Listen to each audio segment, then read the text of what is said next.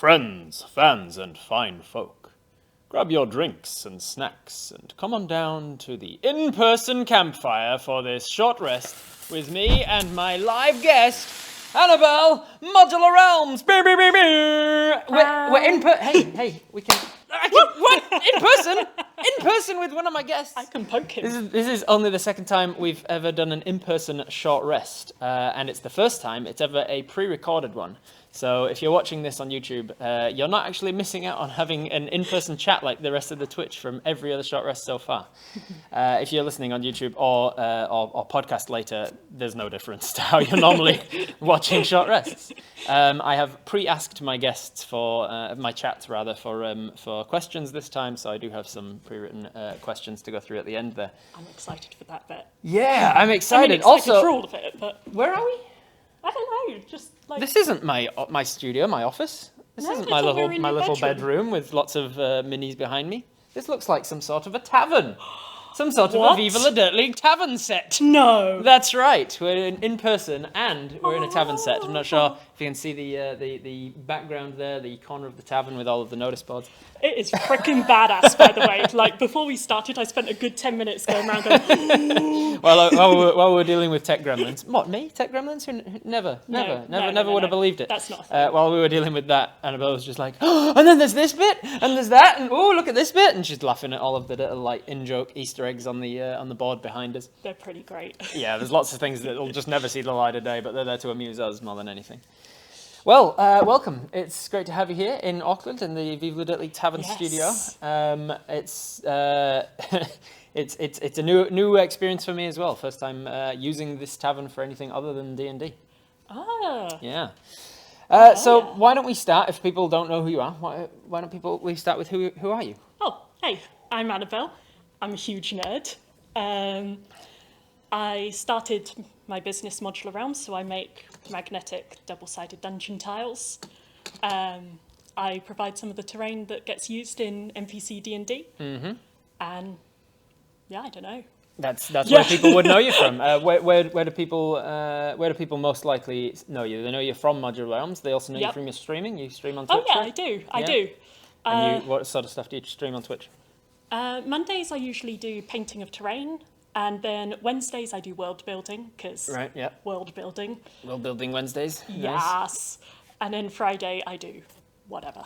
Little variety. Yeah. Yeah, I started talking to somebody the other day about my streaming, and I was like, I kind of describe myself as a variety Dungeons and Dragons streamer. So I'm not a variety streamer. I don't just be like, I'll play whatever game is popular.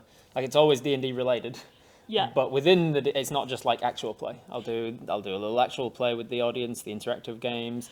I'll do a Yes. little watch party of some D&D stuff. I'll do some world building sometimes, or short rest interviews and things. Always D&D adjacent, but like variety within that, which Yeah. is how I stop myself from getting bored with it. I think. Yeah. I have to say, I haven't been able to stream for the last couple of months because my work laptop died while I'm over here. Great. And I have missed it. Yeah. Like, I've missed Miss talking to streaming, people. miss and that like, interaction. Yeah. Yeah, I get that. Whenever I'm traveling for a long time, I'm like, I kind of miss just sitting down and chatting about stuff. Yeah, just hanging out with the internet. So you said while you're over here, where are you based normally? Normally, nowadays, I'm back home in the UK. So my parents and I built a tavern at the end of the garden. Oh no. Yes. That's awesome. It's so freaking cool. A tavern. Yeah, my parents did all the like clearing the groundwork and putting the frame up, and then Yeah. I did all the, laying the floors, plastering and all that jazz. And that's cool. It's I wish so we had a tavern. badass. Yeah, Wait. oh man, if only. Yeah. My tavern compared to this. So when I come to England later this year, then, and you'll be back Fuck in yeah. England at that point, I'll visit you. We'll Yes. film something in that tavern, and then it's Yes, tavern to tavern. round the world in 80 taverns or something. So I like to start short rests by saying if this is a short rest that we're having, what is the quest that we're on, and where are we short resting? Like help me DM and world build something at the moment. Okay, we are. Well, it's quite a fancy tavern. I reckon today of all days we should actually be in a tavern for our short rest. Like we're sitting down from whatever the quest is, and we've got some drinks from the bartender, and we're just like regaining some spell slots. Yes. What quest are we on? I think we're on a quest to slay a hag. Not that we know it's a hag at the moment, Just but we've been hearing tales of children going missing in one of the outskirts So we need to towns. investigate the hag disappearances and things, and then find out it's a hag, and then slay the hag. Love it. Yes. I do love a hag. I know, right? One of my favourite monsters. Oh, yes. And what are we drinking? We're just drinking water IRL, but what would you be drinking at a tavern? I'm drinking a failing spirit. Oh, geez, So, what's one of those? It's made from little fairies, and they drink the fermented berries of different fruits and things, and then when they drink enough and they get really ill, they vomit it back up, and that vomit is collected as a delicacy, and it is a beautiful, tasty drink. I love that so much. Is that something you've well-builded in the past for your games? Because if you just came up with that on the spot, I'd be even more impressed. That's amazing. I love that. So are they force-fed these things, or are the fairies getting something out of it? Are they enjoying it? They're getting something out of it. So they're just going on a bender. They're just the having some fun. in the Noble District in one of the towns in my world. The streetlights are just bars with all this fermented fruit and different alcohol. And all the fairies go sit round the bar. And they're all glowing because they're happy. I love and then that. they get ridiculously drunk. And so, instead of a lamplighter, you've got a guy with who just tops up shots. Yeah, goes around the. That's amazing. I love that. Every time it's getting towards night, they're just right, let's fill up the bars, attract the fairies. So fairies are like moths in your games. They're just kind of attracted to bars to get drunk on fermented berries, and then there's some other guy who has to go around and collect fairy vomit, or is that pretty much. So in the mornings, mornings, the fairies given receptacles that just you vomit in this, please. There's a sort of bowl in the centre that they can. Everybody, it's a communal vomit bowl for the fairies. Pretty much, and then when the fairies, tiny little funnel at the bottom that drunk. sit down into bottles. Oh, that's way better. I had the guy on a step ladder, scooping. That's way better. If they've got the resources for it, they install little mini sewage that goes down the lamppost. Yes. And then he just comes along. It's tapped at the bottom. Yeah, and just. He's got a key so that no hobos can come by and just be oh, drinking it from the lamp. Yes, I like this. The lamps would have to have particular names, wouldn't they?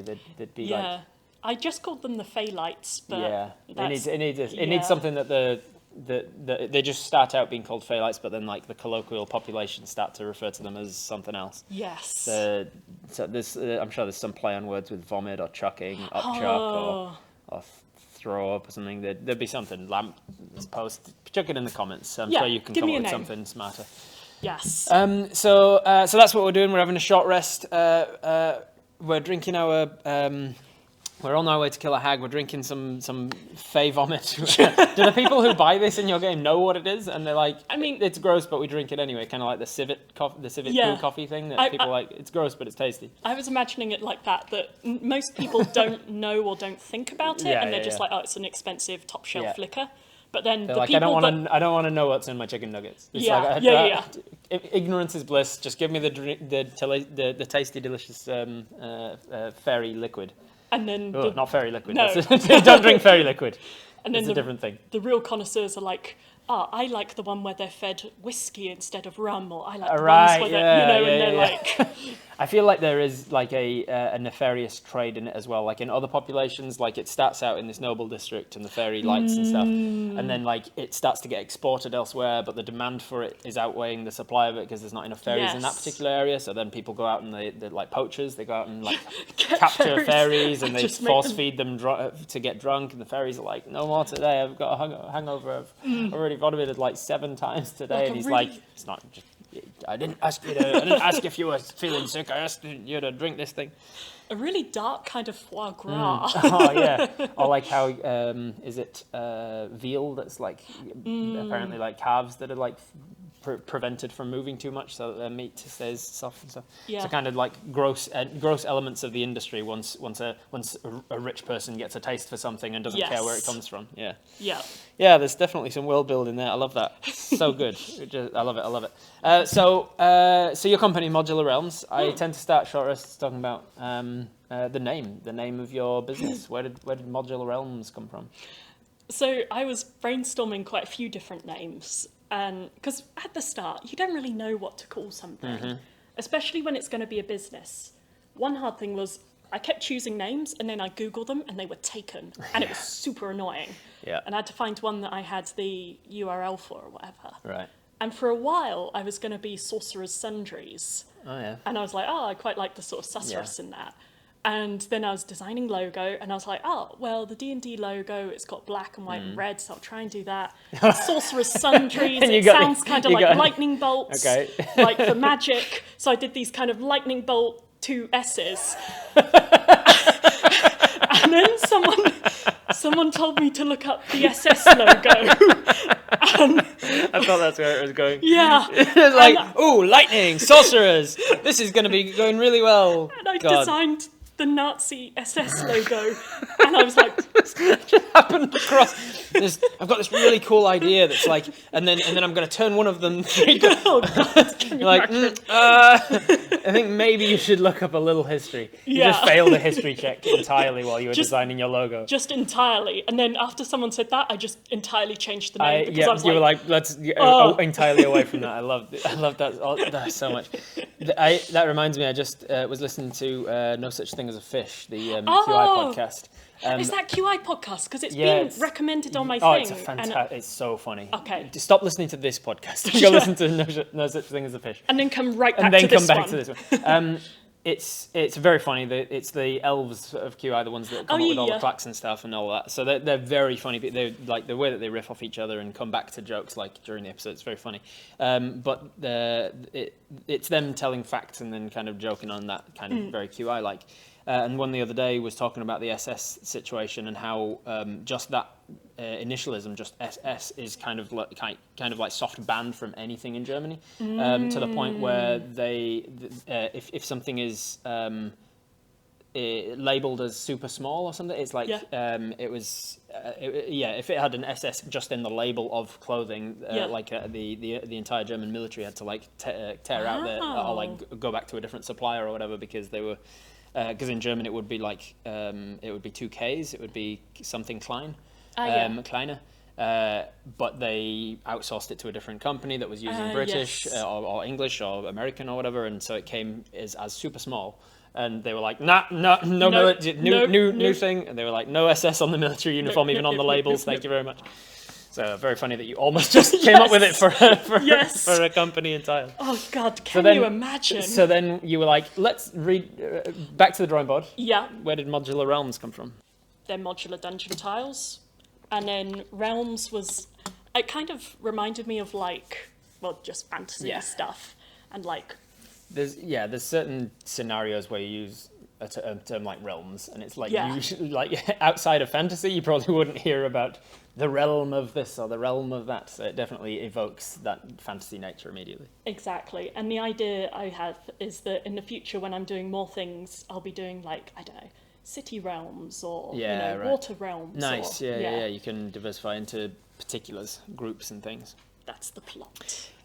So then how did you actually get started? Not just with the company, but let's go way back to like early days. How did you first start getting into gaming, TTRPGs? Were you a video gamer before, tabletop or anything like that? I mean, it's not that far back really. Because growing up, I mean, I loved fantasy, obviously. Like Lord of the Rings, Terry Pratchett books. Right.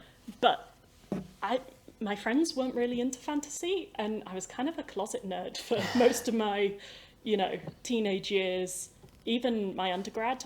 And then I was moving out to New Zealand to do my PhD. And basically, so one of the reasons I chose New Zealand was I knew I wanted to travel for my PhD. And then, this is where Lord of the Rings was shot. Right, okay. So it's because you were a nerd that you ended up here. Yeah, pretty much. So then I thought, well, I'm coming to a new country. Might as well, if I'm making new friends anyway, make some nerdy friends. So I joined a D&D club at the uni, and that's how I was that your first introduction to D&D? Yeah. You'd never played any of it before? No, never. You were just like, it was a deliberate choice to be like, let's lean into full nerd. Yeah, pretty much. I was like, right, I can reinvent myself. I'm reinventing myself as a nerd. I don't need to worry about preconceived notions about who I am or people I've been in the past. I can be a new person. Yeah. That's cool. So you deliberately sought out a D&D group. You found one at the university. Yeah. How did it go? Like your first session? Yeah, it was all right. I mean, I'm going to be honest. Our DM wasn't super into it. They were all right. Yeah. But playing D&D and there's no fog wall. You can go anywhere. Right, You can yeah. do anything. You can just talk to people. You can just live. And skim stones if you Yeah. want. Yeah. You can just live in this world. And it was amazing. Yeah. And I was like, right, that is the rest of my life. I'm doing this forever. And then- Yeah, I speak to so many people that have a similar instant reaction to D&D. Like so many people, obviously there's a selection bias for the people that I end up talking to have gotten into it, and so they're more likely to have found that immediate passion. But it is like a love it or hate it. Like there's people who've played it who've been like, there was nothing there, and I don't I don't have any interest in going back to D&D. That's my brother. Oh yeah. Oh, He's tried it and gone. I tried Don't see what you see in it. I tried to get him into it. He was not into Right. it. But then there's another type of people that's like, as soon as they try it, it's like heroin, and they're just Yeah. like, more. I need it like 7 times a week, and I need a bunch of dice, and I need to read the rule book, and I need. Yeah, it becomes an obsession. That was definitely me when I first started as well. Yeah. It was like a hankering for playing again. And the guy that I played with the first time was just like one shot, and then he just lost all. He kind of ghosted me every time. I was like, "Are we playing again? Damn it. Are we playing? I'd love to play that again. I want to see what my character's doing next."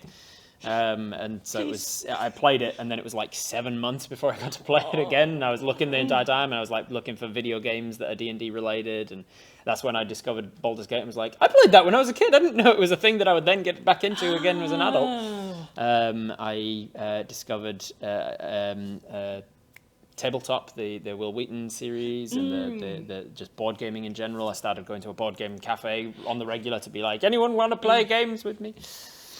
So, so that was your first game. The DM was not super into it. Like, was he doing a module? He started a campaign, and I think by, I would say, session 3, he was bored of it. Lost steam, yeah. And then kept going for about 6 months, and then he TPK'd us to get out of DMing.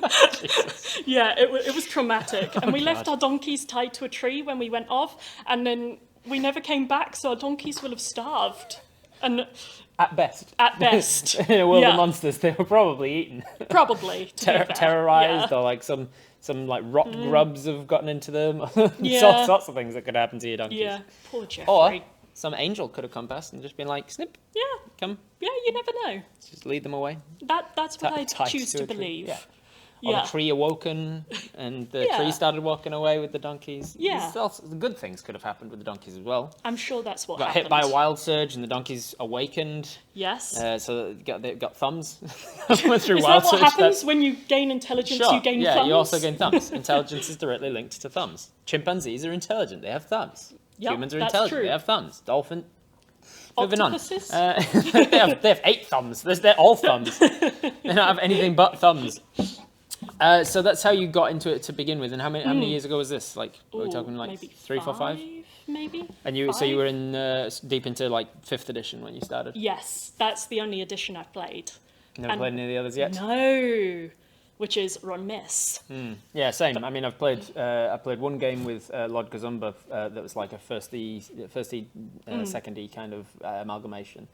And it was great, and it was a reminder of the small differences. Like at one point, I was playing a paladin, and at one point we walked past like a poison trap that we saw in advance, so we didn't set it off. And I was like, "Can I take some of the poison for later?" And he's like, "You'll lose all your paladin powers because paladins have to be good aligned in earlier editions." Why is taking poison bad? Because poison is a nefarious bad thing to do, and you like might want to poison an evil person. Yeah, but like that's a dishonorable way to do it. You got to smite them with your sword face to face. That's the only honorable way to do it. And so there's things that are like, nah, big no go. You'd lose your paladin powers. So he wasn't like railroading. He said you can do it, but these are the consequences in earlier editions. Like, you won't be a paladin anymore. I was like, yeah. Got to be aware of those sorts of things. It was a lot more restrictive on your role choices and what you can and can't do in your classes and things like that. Alignment was a much bigger deal, much more tangible thing in the earlier editions. Wow. And I've played a little Pathfinder, which is basically 3.75. Yeah. I played Pathfinder actually. That's fair. Yeah. If you're familiar with Pathfinder systems, then you've basically played 3.5. But yeah, I've been wanting for a while to find somebody who's like super into 4th edition and play a 4th edition game with them, because so many people badmouth it, but there's so many good things about it that have been sort of borrowed into skill challenges and minions and the monster stat blocks and stuff. Yeah. Being much more interesting.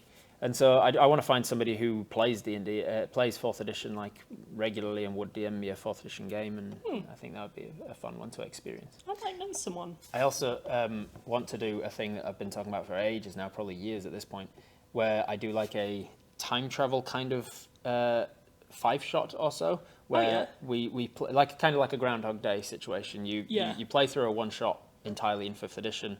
And then at the end of that 1-shot, something happens, timey-wimey stuff, you get sucked back to the start of that day or the start of the 1-shot. And then the next time you play, you're playing the same story arc with the same characters, but you've designed your characters in 4th edition, and you've designed the encounters and everything in 4th edition. And you play through it in 4th edition, and then at the end of that, timey-wimey stuff happens, you redesign your characters between sessions so that the next time you play, you're playing in 3. That would be interesting. 2 and then 1, and work back through the systems. I thought that would be an interesting way to sort of really, it's almost like applying the scientific method to the different editions and being like, what are the actual differences if you're playing the same sort of character style, because you obviously redesign the characters, but you'd have the same character concept. Yes. And being like, if you were to play the same sort of 1-shot idea, the same plot with the same character designs, what would change between the editions? Which you might find that, oh god, the combat in this edition really dragged on, but when we did it in 5e, it was like super snappy. And yeah, it'd be an interesting thing to do. So one day I'm gonna do that invariably. But if you need any players, I'll keep you in mind.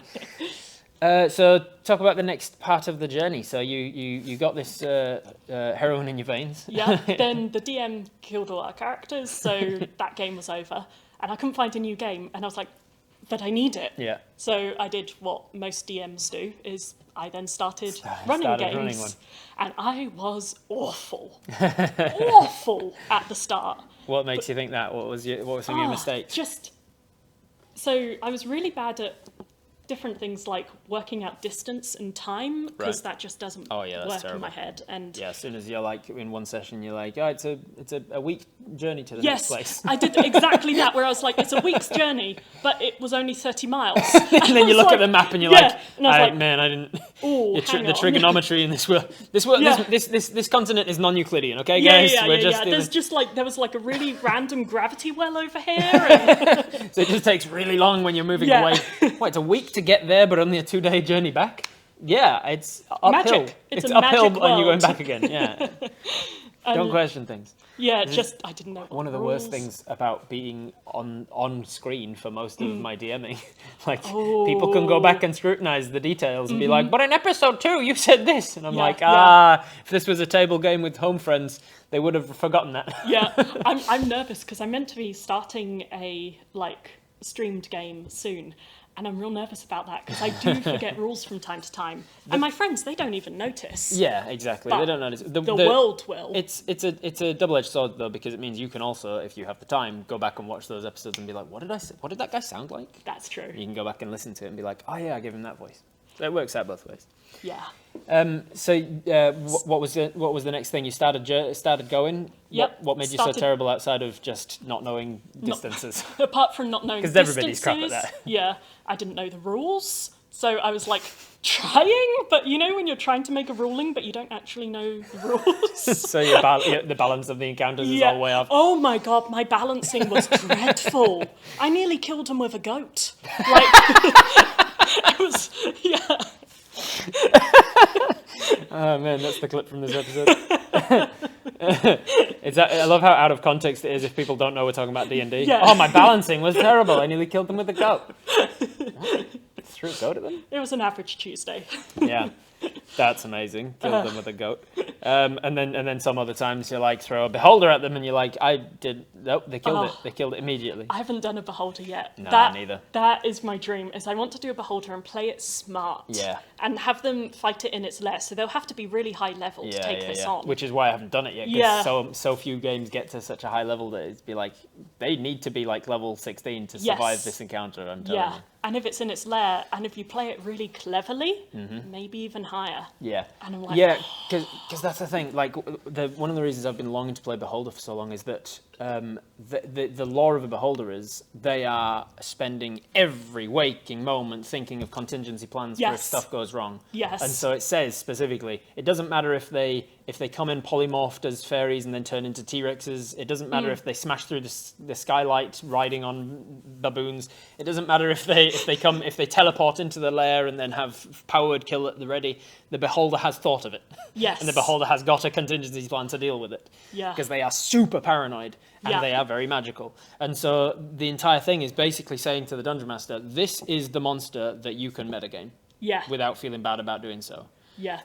Pull out all the stops, try to kill them, have like everything that they do, counter it. Yes. Think of some way that you've done it, and do so with this monster. Not any other monster. That's bad DMing with any other monster. But because of the lore of this particular monster being that way, that is how you should run them. I really want to do it, and I really want to give my players like a fair chance. So make them a higher level than the stat block says they should be. Yeah. Give them some magical items, and then we take the gloves off and we see who wins. And be like, hey, don't forget, that's just the monster. We've also got his lair and his traps and his minions and his... And he's been around for a while. They're his probably escape going to tunnels have, like, you know, collected some magic items, set a decent number of traps, and they're going to be clever traps. They're not going to be stupid ones.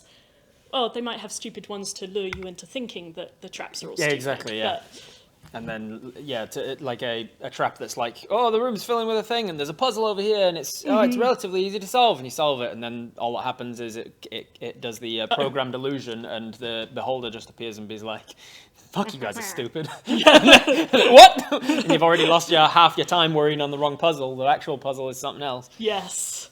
Yeah. All sorts of stuff. So one day I'll hit a party with Beholders, but it needs to be a party that knows how to cognitively use all of their abilities. Yeah. Hint. You probably won't be seeing it in the People Who Don't Live campaign. Can you imagine? If I pulled out all of the stops to like properly kill them with a beholder? Can you imagine how long they'd last? I think Jeff would solve everything. Yeah, the beholder would be like, oh, yeah, that. So you started, the balance was terrible, you almost killed them with a goat. How long did it take for you to feel more comfortable with your abilities as a DM? I would say, I was starting to feel more confident with my abilities, and it was at that time that I was starting to make little terrain pieces. So where I was living, we'd had a new fridge delivered, so I was making it out the recycled packaging and stuff, and I was still doing my PhD at the time. And just as I was starting to get there, I then had a car accident, which then gave me a brain injury. And that kind of just flipped everything upside down. So then it took me a while to get back to the level I was then, and then to go forwards. But that's quite the upheaval to your day. I tell you what, you know when Greg falls off the Jabberwocky and he has a concussion and his intelligence goes down, but his wisdom goes up. Yes. I shit you not, that is what it was like for me. Right. My wisdom did not go up immediately. That took like months of patience. That's what it was like for me, only my strength went down and my intelligence went down and my charisma went Yeah. Like all my mental stats just plummeted. Right. Most of them have come back. My intelligence is not as good as it was before, and I don't think it ever will be. Yeah. Luckily, you had a brain injury. Yeah. That's where some people say it's the intelligence. Yes. Yeah, it's funny, isn't it? Because, like, if you break an arm or a leg, it hurts, but it's your arm or your leg. You're still you. Yeah. But your brain is who you are. Yeah. And when you break your brain, you're not you anymore. Interesting. And you're trying to come back to yourself while you're lost and you are having trouble processing sensory things. Yeah. It's how long? Weird. So let's get into this a little more. What extent was to the extent you're comfortable talking about it? What extent was the brain injury? What part of the brain was injured? And the prefrontal cortex and something at the back, but I can't remember what. The thing that affects balance and other stuff. Oh, that's I think that's towards the brainstem. That's the Yes. corpus callosum, is it? I think. remember. God, it's But been a while since yeah. I've done human anatomy and physiology. I think it's the corpus callosum. I think it's near the brainstem. Yeah, it was near the brainstem. Closer I to remember what they that. call the lizard brain sort of thing, where it's more fundamental things, your balance and your sense of hunger and stuff like that. Yes. Yeah. Impulse control. So front and back got injured, and so Yeah. what immediately did you notice the changes were to begin with? Well, at first, the trouble is, in your head, you just think everything's normal because your perception is just what you see and what you are. Yeah. So it was, at first it was really annoying because it was on the Auckland motorway just above, like before the harbour bridge. Right. And it was like a big thunderstorm and hail and hence the aquaplaning, which is, Right, yeah. damnedest thing. You put your foot on the brake and the car doesn't stop. I had one just the other day, like literally 2 days God, ago. it's terrifying. Thankfully, I'm very quick reflexes, and I was just coming up to a roundabout, and it was raining a little, not too much, but yeah, aquaplaning started, and I just felt it immediately that it wasn't responsive. Thankfully, my instinct is bam down to the handbrake, and God, I've done why advanced didn't driving. I do that? I've done advanced driving courses and things, well, there you go. and I went straight down to the handbrake. I steered into the spin and like managed to avoid smashing because I tilted the car out to the side. Nice. But I was still going towards him, but because I'd managed to turn the car, I stopped like this instead. Yeah. See, that's what I didn't do. Yeah, I managed to get out to the side and avoid any sort of an accident, but my heart was then... Yeah. But part of the advanced driving is like, as soon as you've had a near miss like that, get your heart back onto, get your breathing and stuff back into focus mode. A lot of accidents happen right after a near miss because you're thinking about that and you're not concentrating on what's going and stuff. And it was like, nah, don't think about that yet. You can think about that later. Right now we're on a roundabout and we're going round and I'm leaving at this junction and there's this person in my right hand lane and I'm constantly looking at mirrors and things to make sure I know, because that's another part of it is like knowing if there's somebody behind you or not, because then like your avoidance maneuver is either you're going to slam in or you swerve out of the way, and those are two different responses depending on whether there's people around you or not. I knew from coming up to the junction that there was no one in my right hand lane, just from mirrors and stuff constantly checking, and so my instinct was like, boom, there's nobody in this right lane. I swerved into the right lane and managed to avoid smashing somebody. Nice. And I probably would have done differently if there was somebody there. I probably would have gone a different size or smacked into the back or whatever. So yeah, aquaplaning, terrifying stuff. So that's what happened to you. Oof, you got injured, and then immediately in the immediate aftermath you were like, took the car to the hard shoulder, then called breakdown recovery. So annoying. I had AA breakdown, but they only pick you up if you've broken down, not if you've been in a car crash. the fuck? I know! I was so upset. So Jesus Christ, that sucks. yeah, so I had to call around tow companies, and it took them 3 hours to get there because there were so many crashes that night because of the weather. So it was, and I was on the side of the road, like with the sea, because there was a storm, all the waves were coming up and soaked to the bone and stuff. And And up to the harbour bridge. Yeah. You'd think they'd be like, it's in their interest to be like, get people off of that You'd think. road. Yeah, but no. There's going to cause more accidents and there's no hard shoulders for them to pull over because there's already an accident there. That's insane. Yeah. So did the person you hit, did you hit a person or like a... Yeah, I rear-ended a really Rear-ended? fancy car. Oh, shit. Yeah, and I came home with their number plates. I didn't realise. Memento of the occasion. Yeah. So were they also waiting there for 3 hours? Or I think they could actually drive off. Their car wasn't... exchange details and be like, Yeah, exactly. we're leaving because our car isn't fucked. Yeah, basically. Theirs wasn't a write-off, so they could go away. Man, Jesus. Yeah. And then the whole time I had a nosebleed, and I just thought it was annoying. What I didn't realise was that it was actually my brain was bleeding. Jesus Christ. And I just didn't twig. Yeah. And it happened on a Friday night, and then I woke up on Saturday morning, and then my phone was saying it was Sunday, and I'd missed a day, and I hadn't realised. God, it's lucky you woke up. I know. Nowadays, I'm like, gee whiz, dude. Yeah, because Holy shit. my flatmates were out that weekend. My friend that I would have called, she was away that weekend. So, and of course, all my family was in the UK. Yeah, So, man, yeah. scary stuff, but Yeah. Thankfully, it's like reading a book or watching a movie where something scary is happening, and you're like, I know the character survives this. Yes, yeah. We're yeah. here now. It's We're okay. talking about it's this. okay. Yeah. We know that she survived. Yeah. So you realised you'd slept through an entire day. Thought Yeah. I should probably get this checked out. No, I thought, No, oh, that's back to work. weird. I must be overtired. Oh well, I have been working hard recently. Maybe it's that. And then You slept more than 24 hours, and your instinct was just, Well, I'm just tired. I'd never done it before, but I thought, oh, that's weird. The day after a head injury. Like the thing is, my brain Brain was broken. so you can't. It makes perfect sense. Your Yeah. head was injured, so you weren't thinking straight. It makes sense. Exactly. It wasn't making the connections. So then I went to work on the Monday, or went to the lab, and I was like, it was really weird. I kept falling over. I couldn't recognise the street I was in. Weird, but maybe I hadn't slept well. Yeah. And then I sat down at my desk, and someone had put a paper on there, and it was in Chinese or Russian, and I was like, oh, what's going on? And when I was talking to my friend about it, it was in English. Oh. And Yeah. I just wasn't recognising the characters Yeah. as language. Ooh. And that's when I thought, oh. That's when I thought, I'm pretty hungry. And so I went to lunch.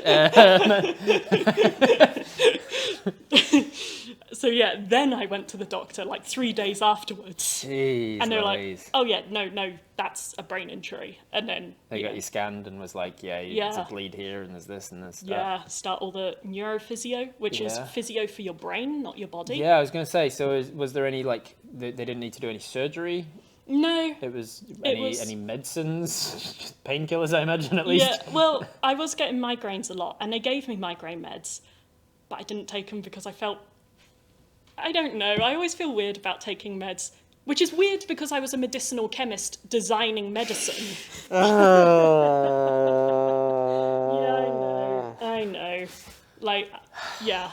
They say doctors make the worst patients, and I think Yeah, it applies yeah. to medicinal chemists as well, apparently. Yeah, I think so.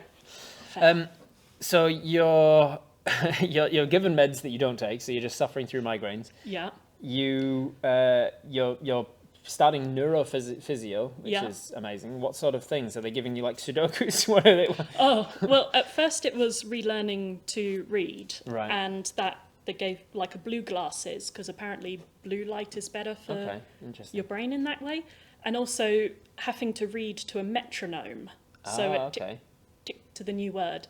And also, so weird thing, you probably know this, but I didn't at the time, is when you read, you don't read letter by letter, you Yeah, read the entire word through the shape of it. Yeah, you look at the first and last letter. Your brain looks at the Yeah. first and last, the jumble of letters in between, and so you could spell it MDLOAUR, Yeah. and you'd read it as modular as you're skimming over it. Yeah. So I had to basically relearn that. Took a bit of while, like a couple of months, but it wasn't, I think it was more just, Yeah. there was some pathways already there and just reinforcing them.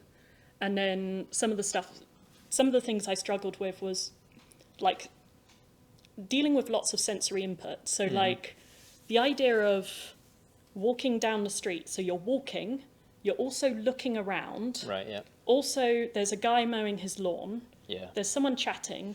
The birds will not shut up. And then like It's cold temperature. The wind's just picked up. There's also these other Exactly. sensories. Something's smelling. And you can smell that grass. Yeah. And you're dealing with all of that being like, I don't know which parts the important parts to process. Your brain doesn't know Exactly. which parts to pay attention to. Yeah. And you're diagnosed ADHD or suspected? Yes. So I wasn't before I was then. gonna wasn't ask, diagnosed. like, is this a thing that's increased after? Oh yeah, the brain injury. Like I've always had ADHD. I'm very sure. Yeah. But I think the brain injury took it from there to there. Yeah, because that sensory input's a huge thing for ADHD as well. And yeah, it was weird. I had like personality changes and things. It was a wild couple of months. She was a real bitch before. Complete arsehole. As the sort of person that just take lollies from babies. I just walked past slapping people and Yeah. rear-ended that guy on purpose because he had a Exactly. nicer car than. Yeah, it was jealousy. So personality changes and all this, and obviously you were your love for D&D didn't go away, thankfully. No, well- but your ability to make terrain, I imagine, was somewhat impacted. Well, Not really, because my ability to run games, all the verbal stuff, that was really hard. Suddenly I knew all the rules. I knew how to balance a fight. Language was difficult for me, so listening to D&D shows or watching Right, yeah. or any of that. But the spatial part of my brain was working. And when I couldn't read, I couldn't write, I couldn't watch TV, I couldn't listen to things, but I could make things with my hands. Right. That's when I started properly making the terrain, because for me, that was the one thing I could do and could actually make something that was all right. Yeah. And make progress. That's amazing. It was. It's really making me want to remind myself of the different areas of the brain. Yeah. Because I'm trying to now remember where the spatial awareness sort of area of the brain is. I think it's at the back, but higher up than you injured. I could be wrong there. I can't remember. But yeah, that's amazing that you were like, I can't process things, because that is at the front of the brain, the Broca's area, I think it's called, that processes language and stuff. And spatial awareness sort of handled in a different area of the brain. So you found working with your hands was it therapeutic? Did you enjoy it? Yes. It was helped to calm you down and things? It was therapeutic, and I think it was kind of what got me through that time, because it was... Because the meds certainly weren't. Yeah, it was a real difficult time, but I could do something and I could make something and I could have progress that I could see. Right, yeah. And there was a part of me that wasn't broken, and it was everything. Yeah, I bet. And so it kind of, making dungeon tiles became my sort of rehab project. Awesome, I love that. Yeah. So let's actually talk about the tiles themselves then, and what your sort of earliest ideas and things were with them. You mentioned that they're modular because they are double-sided, so we'll show off a couple. Sorry for the podcasters here, but we'll show off a couple of the earlier editions. Those are the earlier editions. These are the early ones, so don't judge. This is the earliest stuff. They've gotten better and better with every iteration.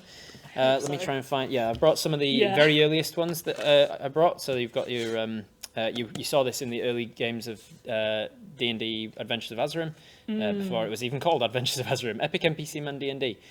Sort of a snappy title. Yeah, right.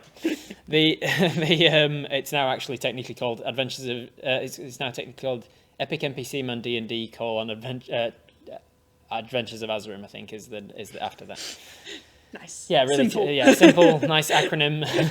You saw this in earlier stuff when I was, especially like in the Dirt League and things. The wooden floorboards on one side and some icy terrain in the other, like the early Dead Frost stuff. Yeah. But early days you had just magnets along the sides. North-south magnets. Which meant that trying to stick them together sometimes doesn't work so much, and they're offset because they're not going to stick together necessarily right unless you've got the right direction of your magnets. Yes. So was this one of your earliest sort of editions of your... Yeah, I mean... Did you have anything even before this that you were using in your home game? Before this was the literally the foam packaging with the magnets stuck in the edges. And then I went into the University of Auckland Makerspace, Unleash Space. Best place in the entire world. It's wonderful. Except for this tavern, of course. Yeah. Thank you, people, League, for the tavern. There's no laser cutter here. No laser cutter, so yeah, no, it's not this place, actually. Fuck you. Fuck you for not having a laser cutter in this tavern. But yeah, so then I learnt to do CAD, computer-aided design and modelling, started doing those, and then 3D printing them. Yeah. And then someone was like, "Oh, you should sell them," and people kept going on and on about selling them. So I was like, mainly just your team, your party in your games, or your friends and your family. Well, them too, but also just people in the workshop. People would walk past and go, "Oh, what are you doing?" Or I see. And in a maker's workshop, there's a lot of nerds. There's a good overlap. And then I did my first Kickstarter, which allowed me to buy all the 3D printers to start that. And I saw that Viva La Dirt League, who I already watched in real life, and I noticed that they'd started this NPC D&D game, and then I was like, I could reach out. I mean, we're both in Auckland. I'm reaching out. Is it weird?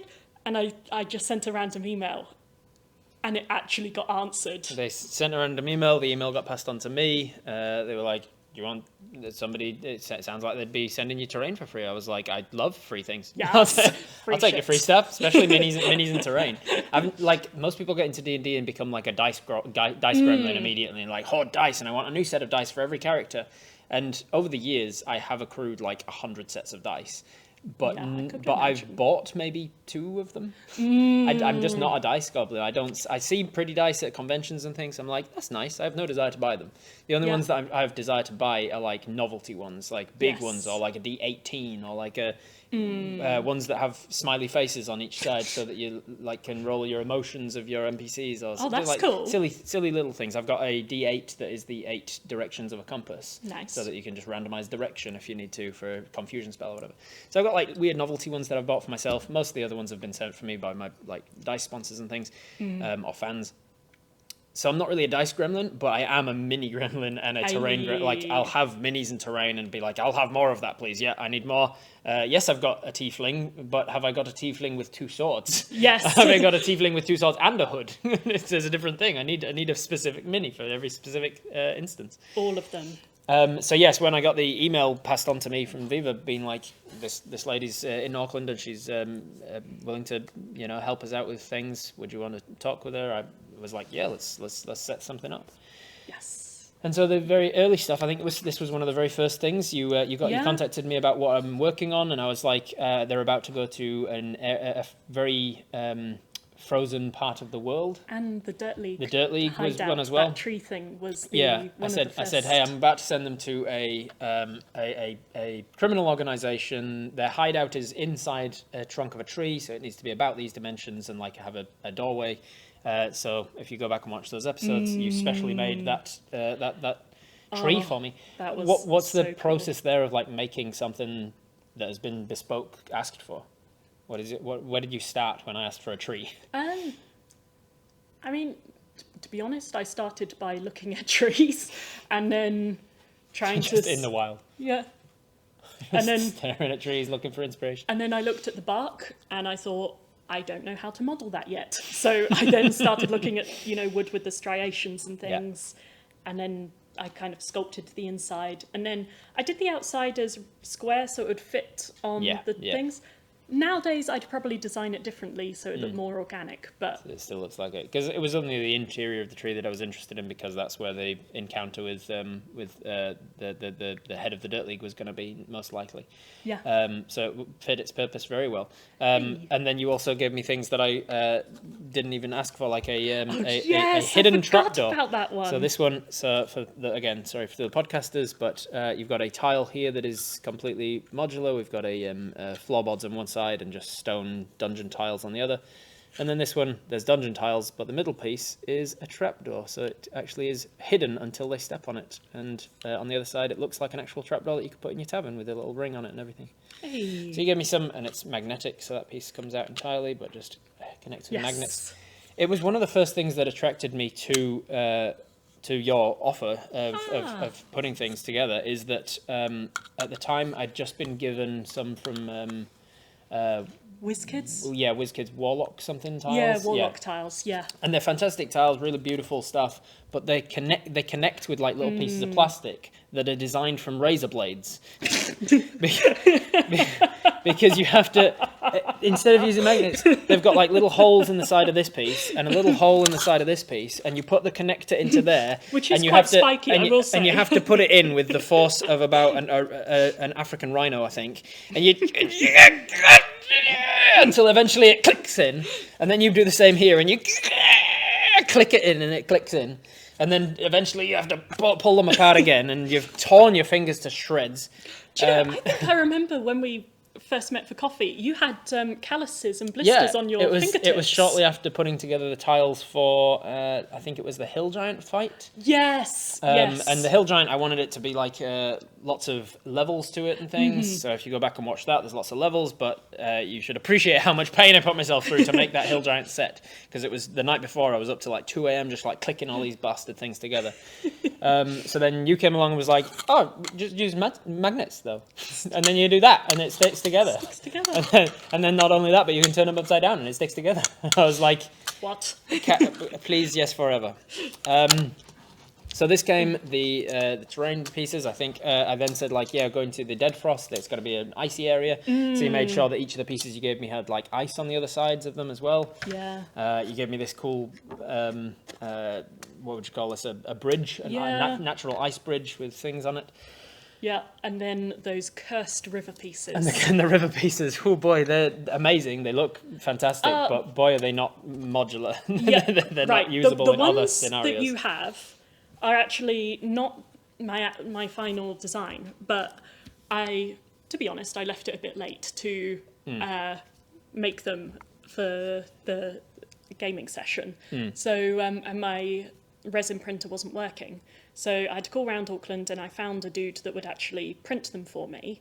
So the ones that were printed like the day before I gave them to you. Oh, wow. Cost me $500. Oh, jeez. And the quality was just not great. Like the magnet holes were like, I had to use ball magnets, they weren't really good. They're and they're very much like just a one-use thing. Like you've got them for when you need an icy river, and that's it. Like that's all you can use them for, which is great. I love having them for when I need an icy river, but I rarely need an icy river, so they just kind of sit in my closet for the most time.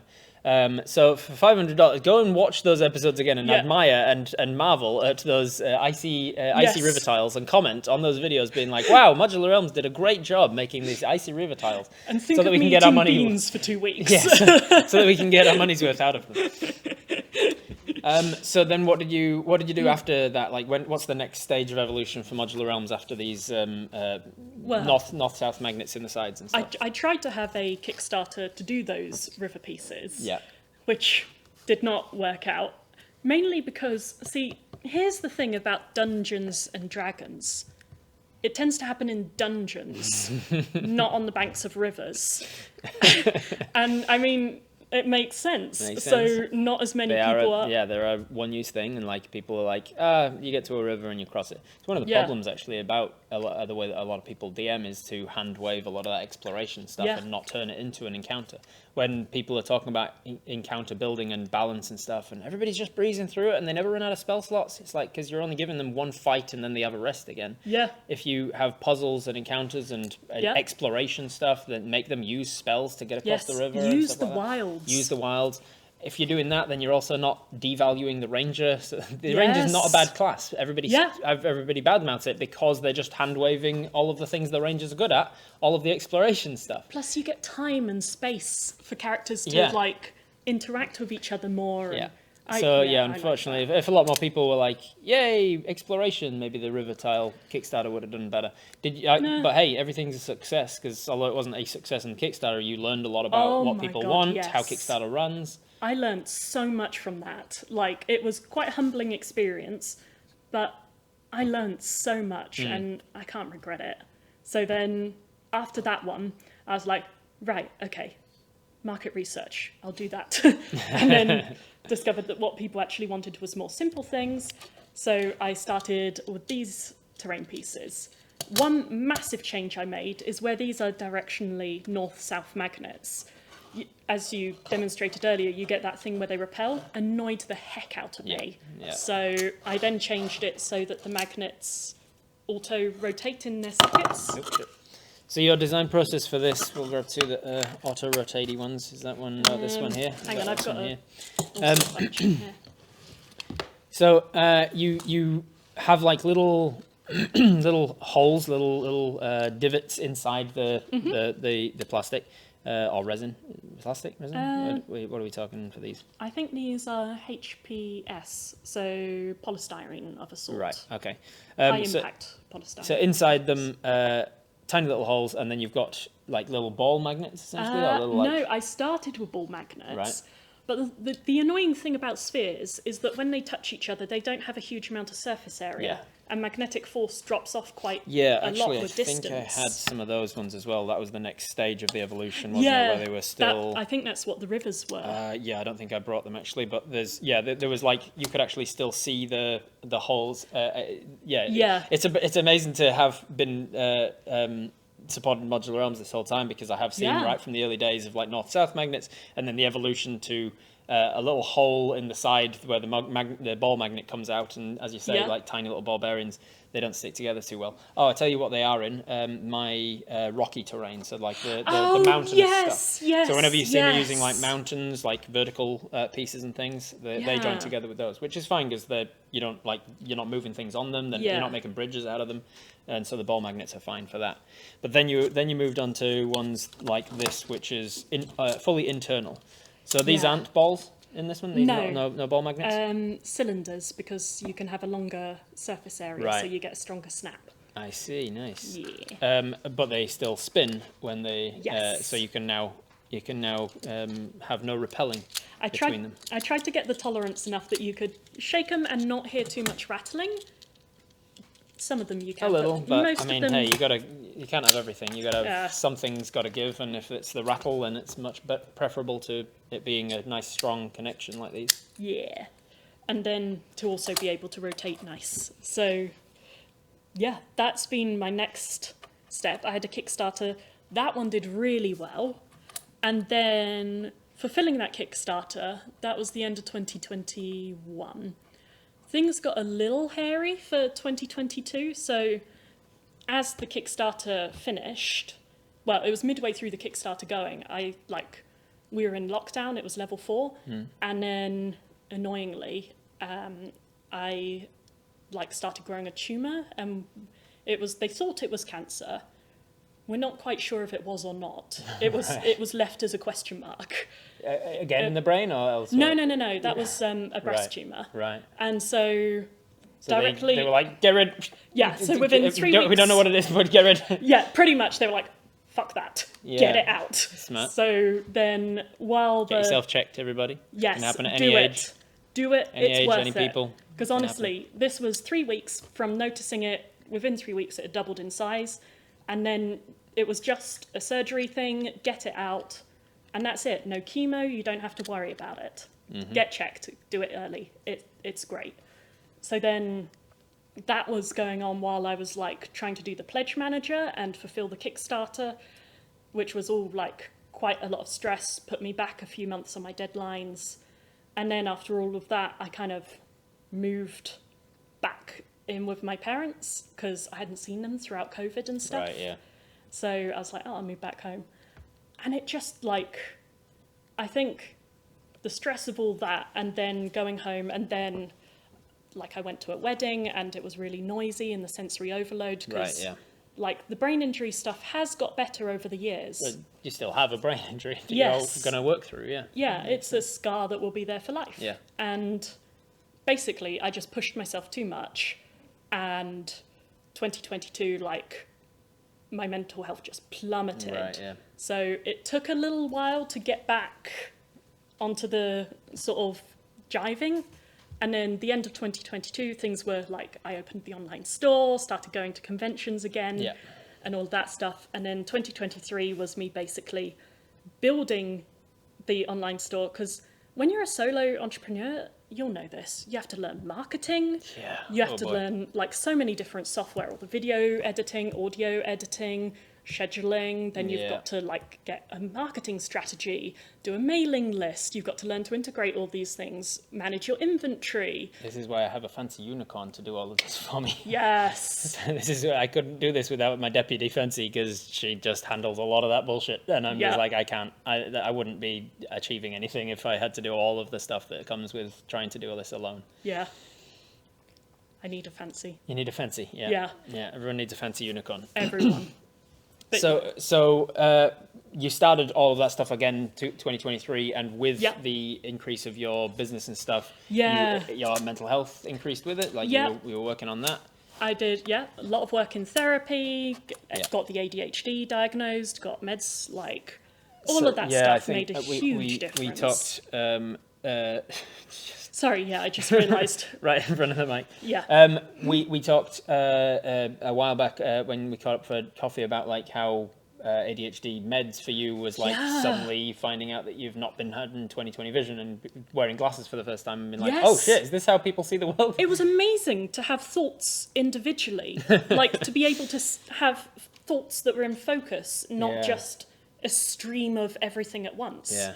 Like, I didn't know that wasn't normal. That's not normal. And That's the thing, isn't it? Yeah. You hear about people with like aphantasia who've gone there a whole life and then been like, what, people, when you say picture something, you mean it literally? I've never realized that was a thing. I really struggle with that. Yeah. Really. If like, I can't picture my parents' faces now. Right. Like, I can't do that. I can tell you what they look like because I know academically, Yeah. but I can't see it. You can't visualize it. No. Yeah, I'm on the other end of the spectrum of the aphantasia. I'm like hyperphantasia or whatever, because I could put anything together. If you said make a giraffe riding a Ferrari F40, wearing sunglasses, eating a banana, but it's in the shape of an apple, I can picture that perfectly right now, and then I could take apart each individual element and show you. I could imagine the engine of the car and the giraffe, and I could change the color of the banana apple in my head. That's beautiful. It's pretty good. It's pretty useful. Yeah. And so when I'm visually describing something in a scene,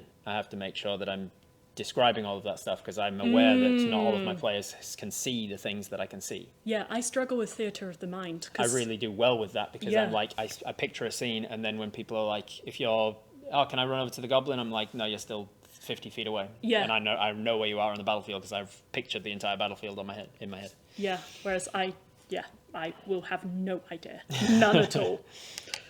Yeah. Cool stuff. So then, so we were talking about your progression into 2023 and sort of the increase of your brand and your business from there. Yeah. That was around, I think, the time that we started the affiliate program, right? Yes, that was all September 2023. Late 2023. Yes. By the way, if you have been listening to this and you're like, whoa, I want to check out some of these modular rooms, hopefully you haven't paused this to go and buy some and then come back to this, because I should have opened with this. I have an affiliate link. Tactical error. Yeah, I should have started with this. If you're wanting to buy some modular realms, and you definitely should, I do highly recommend them. Then I do have an affiliate link. It will be linked in the description here. If you're listening to podcast, it'll be in the description of that. I'm sure Fancy will be all over there. Thank you, Fancy. Or Wraith, who's my podcaster as well. Thank you, Wraith. Whoever's handling whatever you're watching or listening to this on will have a link for you somewhere. And if not, you can find it linked everywhere, like under my Twitch or on roberthartleygm.com, all that stuff, where you can get discounts and things as well. Yes. I think you get a discount for buying, and then you get I get bonuses as well. I get commissioned for it as well. So it's a win-win-win. You get some amazing terrain for cheap. I get a commission for it. You get the business. And I need to check what the program is, but there's something about, I think if they buy using your link, I plant an extra tree. Yes, I think that's right. I think that's it. Yes, you're saving the world, and the world benefits too. It's a win-win-win-win. That is something I really like. It's the planting trees. It makes me happy. When did you decide? How did that come about? That was just like, because having a business is kind of a weird thing, because you're sort of buying into capitalism in a way. Right. And like, it's like, now you're a business taking people's money to sell them, a luxury product. And I don't know, Fuck capitalism, but give me your money, please, because I want to be able to eat. Yeah, exactly that. So then it was one of if I'm having a business with Modular Realms, there's kind of three things I want from it. Is I want it to make me happy. I want it to be the kind of work that I love and that gives me freedom. I want it to make other people happy. I want it to be a product that people love and it will be really cool. And I want to do something that will make the world better. Yeah. So the planting trees is one thing. Another thing is, oh man, I've got so many plans for the future. But we'll get to the future as we get to the future. Yeah, there we go. Then. But you got you were like, hey, let's make this a sustainable thing, something that I can feel comfortable with, like putting out there without feeling like I'm a corporate greedy bastard that's doing things. Exactly. And how do you put that into practice? You're not going out there with a shovel and a tree sapling. I mean, I have done that before, but not for Modular Realms. So I partner with One Tree Planted. Right. And they plant trees properly. Yeah. So they don't just buy a field and plant a load of pine trees. Yeah. Or something like that. They actually do proper projects where they're like, oh, this riverbank is eroding. Yeah. We could plant trees here. There, so and if we save this riverbank, it will help all these villages downstream. The ecosystem downstream, Exactly. And they do like, it mindfully. This tree actually should be in this area and has not been an introduced species and all that stuff. Exactly. So Yeah, I partnered with them. And it's like, how does it work with the partnership there? You pay them a particular amount per tree, and they go out and plant it? So pretty much it costs £1 to plant a tree, Right. which is, so with every order that people place, I pay £1 to one tree planted. So basically they tot it up and they give me an invoice That's way at the end of cheaper the than I month. would have thought. Yeah, I know, right? £1 to plant a tree, geez. Yeah. And then That's amazing. I've also got a thing where other I should people look to can... doing that on my merch stores, maybe. Yeah. I didn't realise it was that easy to be like, plant some Yeah, trees. and people, I also have it that, you know, people can pay to plant extra trees. And some people do. Some people like just plant 5 or 10 trees. Yeah. And it's so cool. And then I can just, you know, one tree planted charges me at the end of the month. I pay them, and then I can also like watch my forest grow. And I'm like, That's amazing. Yeah, you've got a real life video game stats essentially. yes, yes, exactly. Gamified saving the world. Yeah. It's the only way to do it. The only way to get people to actually do it is to make it some sort of a game. Yeah, make it fun. That's amazing. So you 2023 was going well for you, going to conventions, reaching out, meeting new contacts and things. Putting my roots down, finding my feet, making plans for the future. And what sort of growth did you see in your patronage? I want to say the actual like people buying it, your customers. Yeah, a whole bunch more customers, new people. Oh, this is really cool. So in September or August, I think it was, I started enabling reviews on my store. I didn't realise I hadn't ticked that button. So people can leave reviews. And I checked it this morning. We've had 32 reviews, and every single one is 5-star. Damn, that's cool. I'm like... Because you delete all the 1-stars. No. It's like I've literally posted every single review. I mean, I realise saying that now, no doubt, tomorrow there's going to be like a some troll who wants to be the first to break virgin snow. Yeah, because I'm just sort of... I mean, it doesn't surprise me in the least. Like the amount of work you put into them, the standard of them. We haven't even gotten to talking about these new box sets yet, but when they arrived, when you sent me some, when I joined this affiliate program officially, I think I was your first affiliate, was it? Yeah. First affiliate. And you sent me some like box sets and things, and I was blown away by the quality. Like, as I say, I've seen them getting better and better. I was already impressed by when it got to this stage where they're you wait till September, modular. my friend. Oh yeah, you wait. And then these new ones started coming. So tell me about this the box set that you've got coming, the volumes. Yes. So this I wanted it to be a book box because one of the things I find hard with being a forever DM is there's a lot of stuff to store. Yeah, man. Oh, yeah. So I wanted it to be something that I could store easily. Yeah. And I love book boxes. So I wanted it to be a book box that I could hide on my bookshelf. And one of my... Flat packing your terrain so you can be like, I don't know what's coming up today. It's hard to prepare for D&D sessions when it's an open world and the players are chaotic and you don't know which way they're going to go. But you're like, I'll grab volume 1 and volume 2 of my book box, and I've got wooden terrain, I've got stone terrain, I've got my lava terrain, Yay. I've got my icy terrain, just in case they go somewhere, especially when you get high levels and people start to get like teleport. Yeah. Oh, people start to get sorry. So good. People start to get like teleport, and they can just go, I'm just going to pop into this other city, and you're like, what's happening in the city? Where are the NPCs at? You got your modular realms. You can just be like, bam, modular terrain, turn it upside down. We've now got a palace, so we've got a temple. It's temple one side and lava the other. That actually reminds me of another thing that I like about your tiles is it's obviously you've put thought into what should be on both sides, so that it's not like say grass on one side and wood on the other, where you could actually need both tiles at once. Like there's a tavern and outside there's a lawn. It's usually like there's a tavern on one side and there's a dungeon lava on the other, and it's like you're not going to put those side by side necessarily, and so you're not going to need both at the same time. That's the plot. Yeah, very smart. Hey. And you're showing off as well. Just if you're listening to our podcast, you should really watch the YouTube right now because we're going to show a lot of visual stuff. Oh yeah. Also, you should have just tuned in right at the very beginning when we said we're in a tavern. You should have been like, oh, I need to watch this one. The tavern. Yeah, so you've got your wall pieces, which again, with the name Modular, it works both ways because you can use them as roads, like cobblestones, yes. and you can stand them upright. I originally designed them to be cobblestones, I thought they were going to be like for a little fantasy road.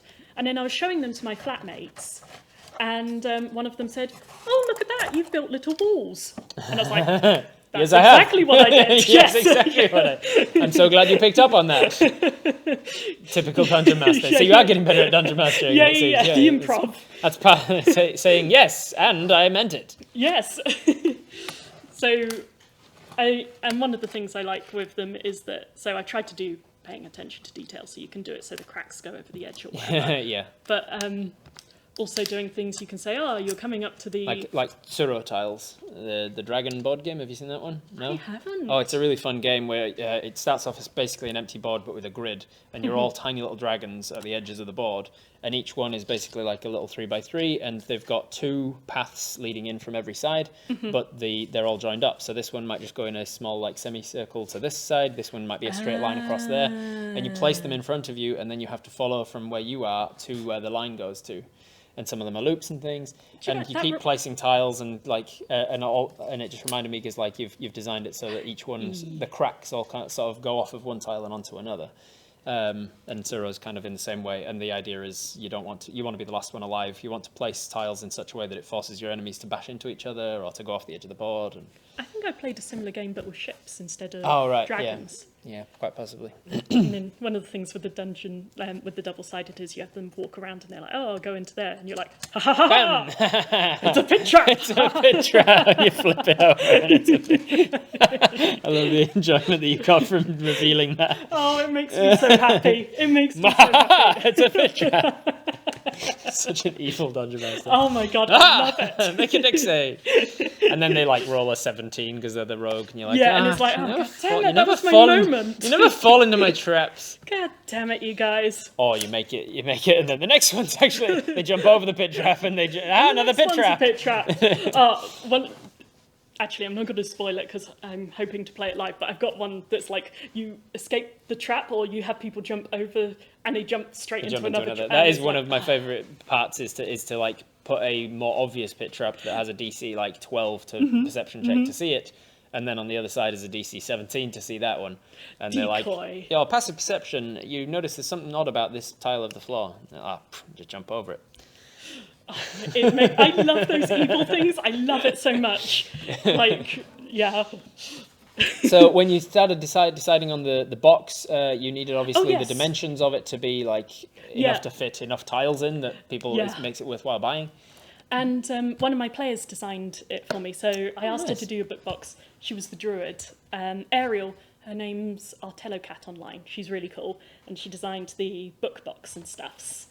And the idea is this is the first volume. And I've got designs for the next volumes, which will be coming out later this year. And when you decide, like the design of decision behind like how much you can fit into the box, did you go through some sort of trial and error there, being like, if I make it this size, I can't really get enough tiles in there? I knew it had to be like enough size for the, it had to be. It's essentially 9 square by 9 by 6. 9 by 6 squares and 5 deep. So I designed it so when closed, it's 1.75 inches, so that you can then have. Oh, so that it works with. Oh, jeez! So, I didn't realise that it did that. That's even better. Yeah, see, that's something I designed and just never told anyone about. Yeah, that's so good. So, you can have the walls leading up to it right up. Yeah. So the idea is that then you can have a proper. So whole second floor to your dungeon. Exactly. And just use the top of the box to put it on top of. Yes, so it's all supported and, Oh, so good. Very clever. Very clever. So, yeah, that was the design of the height. I do think that... So I'm redesigning them again now, actually, for release later in the year. And I will be definitely changing the sizes. Because you know how there's, like, standard box sizes that will go through the post office? Yeah. This is not a standard size. This is not one of those. And I regret that deeply. So is it going to, by necessity, get smaller, larger, wider? Well, I'm going to do a smaller one for sure and a larger one. So the smaller one because, like, the entry-level price, it's a little much. Yeah. So for a variety pack, it's £109, which is, a decent... It's definitely reasonable for what you're getting, that's for sure. It's great for what you're getting, but you know, I've been a student before. Oh and, yeah, you know, yeah. We've all been there where it's like, yeah, I can see that it's good value for money. I just literally don't have that money. yes, exactly. So I wanted to make something that was more Accessible, yeah. exactly. So I'll be doing a smaller Nice. box that will be Good idea. yeah, a little red book that's about A5 size, and Awesome. then yay thick, and then a bigger set, because it's funny is when I make a terrain set, I thought the Dungeon Lord, when I first did it, I was like, wow, that's it's quite expensive, 119 quid. It's the best seller. And Right. like whenever I made a bigger one, that became the best seller. Right.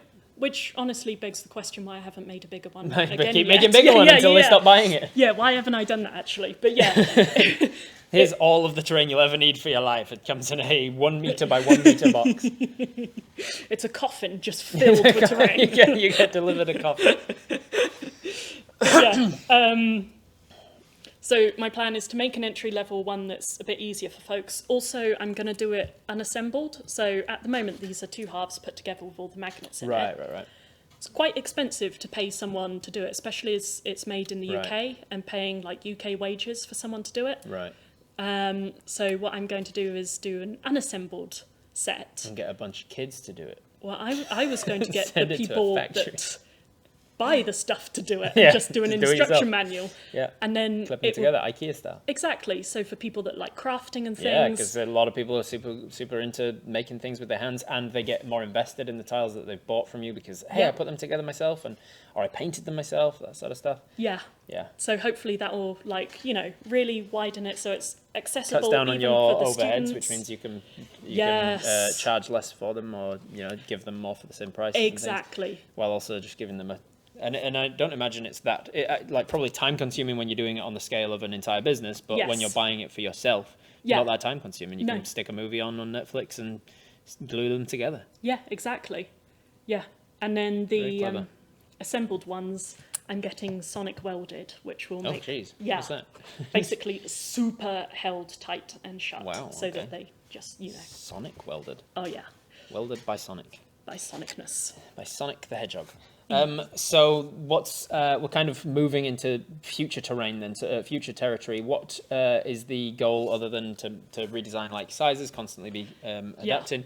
Are there like particular tiles that you want to make? These ones Yes. are definitely new. This one that looks like sort of palace or Oh, temple yeah. or something.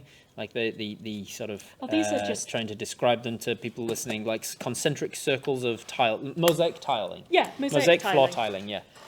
So those are new. That's a new one. What else Yeah. have you got new in the ideas of things you want to make? So those are just decals on normal ones. Right. So also I brought this because I thought it was kind of cool. A sliding Yes. puzzle summoning Exactly. circle. That's awesome. Hard to Like do when your fingers are shaking. individual one by ones that you can then slide because of the magnets and the Yeah. fact that the magnets are spinning. You can use it as a sliding puzzle. Very Yeah. clever.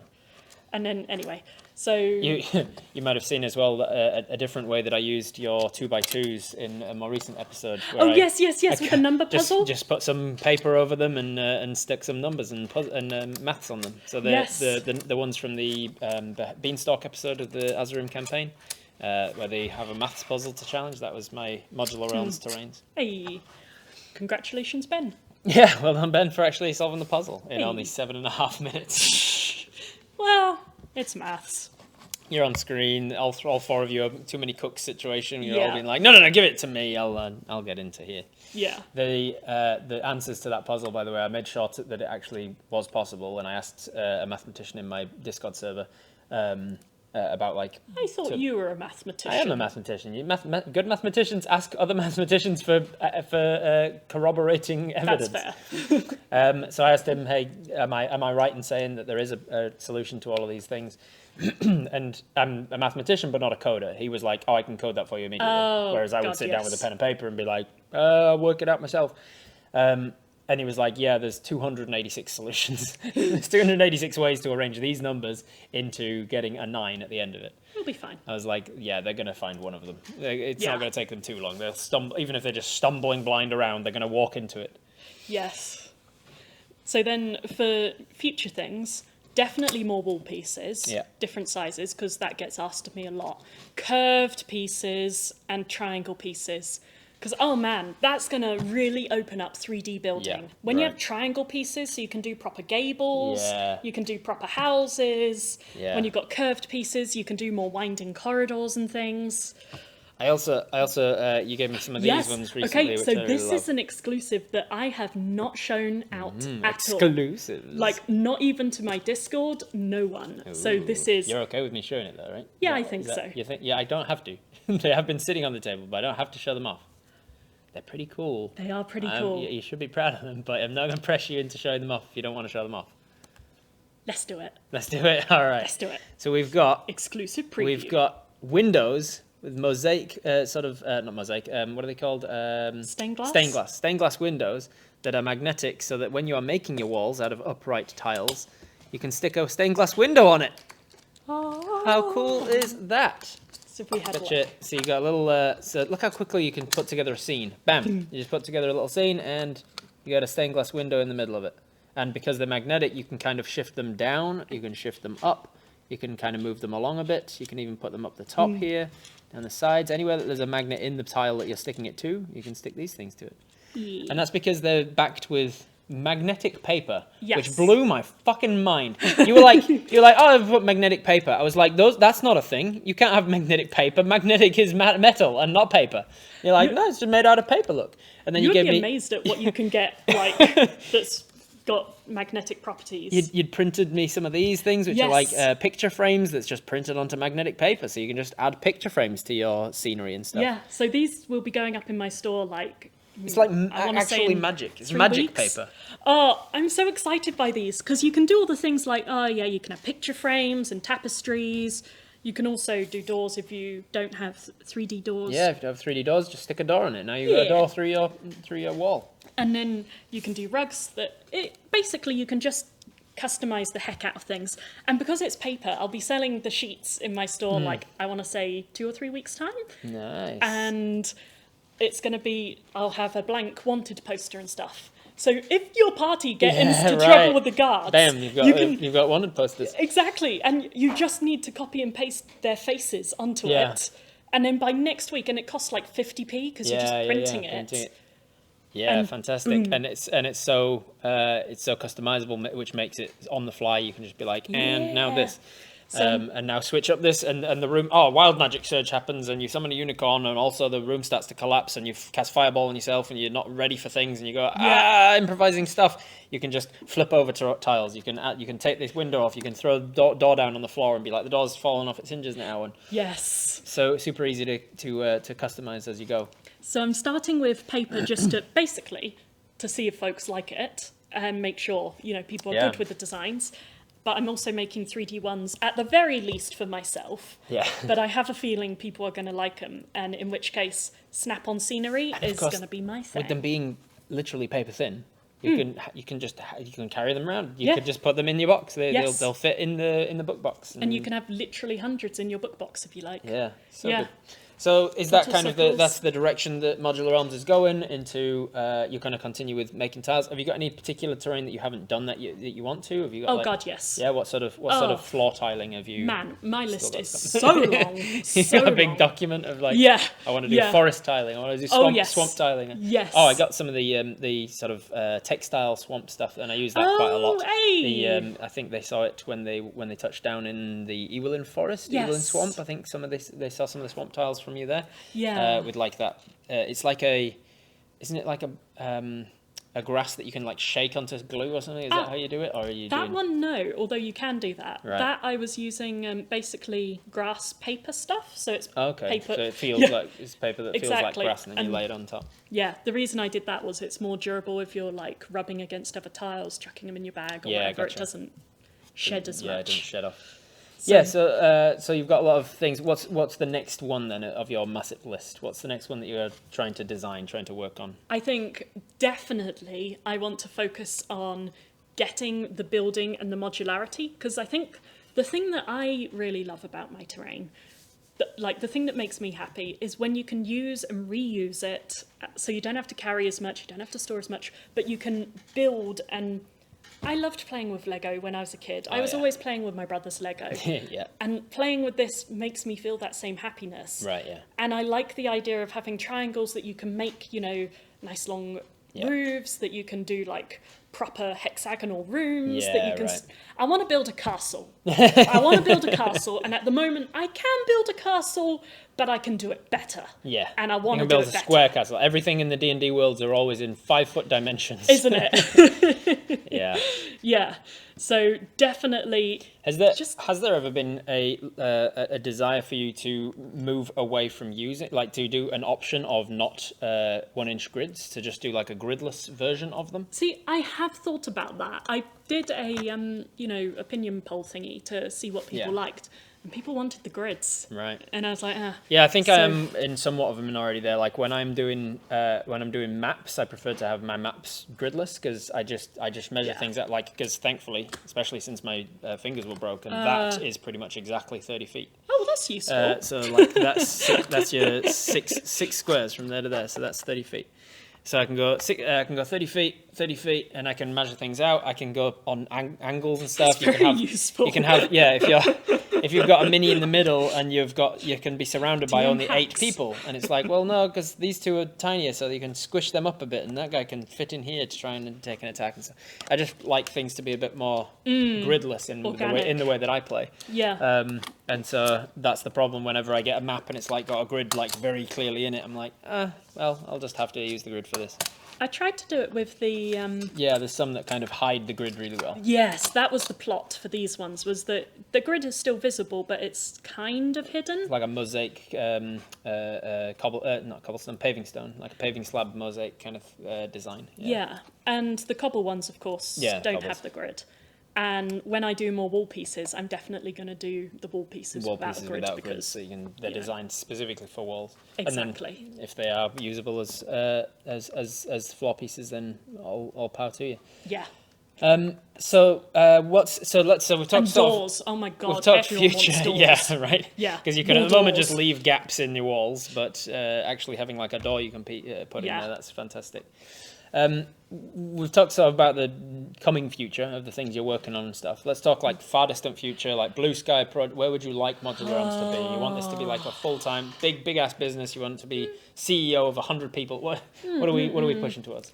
I don't know. I don't know if CEO of 100 people would make me happy. I think having a smaller team... Having a like, CEO, then you can be working. CTO, Right. so I'm doing like all the technical... I'm an artificer. Yeah, I like yeah. artificing. Right. I'm not the marketer or I get that. the finance. I'm not the wizard. I'm the artificer. Hmm. So blue skies... I want to have someone handling the marketing and social media, handling all the finance, maybe a team of like 8 people, say. Yeah. And I want a workshop that's a beautiful workshop come set so that we can have D&D Right, yeah. games that we're streaming. And also to open it out to friends and friends of friends that Mm-hmm. it's like, you got a project? Come, we Yeah. have laser cutters. yeah. And then I want to really work on doing things. So I want to support, there's all those charities that use Dungeons and Dragons to teach kids social Yes, skills, to help people learn teamwork. I want to do something to help like prisoners and convicts Right. when they're coming out Yeah. to learn skills like empathy and teamwork. There's also you learn maths and stuff, but it's more the soft skills. The soft skills that often can be lacking in all sorts of different areas of society. Yeah, and helping, say, domestic abuse victims rebuild their confidence and Right, learning. yeah. There's so much scope to help people because I don't know if you've been the same, but I've learnt real things about myself Oh yeah. whilst playing at the table. Oh yeah. And I've seen people learn things about themselves at my table. Yeah. I've seen people kind of come out at my table. Yeah, likewise. It's yeah, such an I've honour. I've had friends sort of discover things about their gender identity, their Yeah. sexuality and stuff from the exploration element of D&D being like that safety element of being like, I'll try something with a character rather Yeah. than me. And then if it feels right, if I'm trying on this thing and like, oh shit, I've discovered that is me. Yeah. I love that. I love this. And so you can learn so much about yourself. You can learn like how you deal with conflict without actually having to be in conflict. And practice that, so you get better at it. Better and better at practicing how to deal with conflict resolution and stuff. Yeah. And there's interpersonal dynamics and social elements of being around the table with other people and all working towards something rather than playing a board game that's necessarily like competitive. Yeah, learning to work with people. Collaborative storytelling. Yeah, you're not working. Compromise. You're not even working against the DM, which is a good thing to teach people that are coming into the game. Being like, you're not working against me. We're all working together to make the same story. Yeah. To make the story interesting. In order to do that, sometimes I'm playing monsters that are trying to kill you, but that is all still in the goal of making a good story together. Yeah.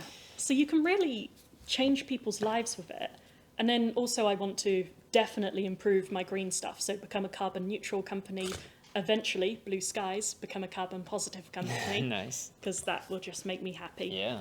And have all the money for the fancy machines so I can just keep designing new shit. I'm gonna teach myself electronics, and we're gonna have like proper lights and stuffs. Oh, you wait. You wait. I'm excited for the future. Me too. All right, we are running low on time, so we'll get to the fan questions submitted through my Discord and such. Fancy has thankfully collated them all for me. Thank you, Fancy. So we'll start with some questions from Fancy herself. She says, what would be your top tips or advice for someone wanting to start a D&D business? Reach out to the community. The community of players, yes, but the community of people running D&D businesses or that are working in the D&D world, they're so open and inclusive and friendly and nice. And they help you. You will meet the odd onion, like you will. That's just onion. That's such a nice term for that. You'll meet the odd onion. But the majority of them are really nice, and if they can see you work hard and you're passionate, they will care and they will try and help. And a lot of them, D&D is a team sport. And even if you can't employ an adventuring party, you can still build one around yourself, like people that you can talk to and that you can share problems with or that can give you advice. Yeah. You don't have to do it alone, even if you are alone. You don't have to be. I love that. Fancy also asks, what is your favourite item you've created for a game and how did your players use it? Man, oh gosh, that's a even home game one. stuff, even like stuff you haven't done as Modular Realms. What have you created that you were really proud of? I mean, I did really enjoy, I've made some cursed items that make me very happy. Yeah. One of my players still has it and doesn't know it's cursed yet, so I don't want to share what it does. Not spoil but I'm really excited. You're such an evil person.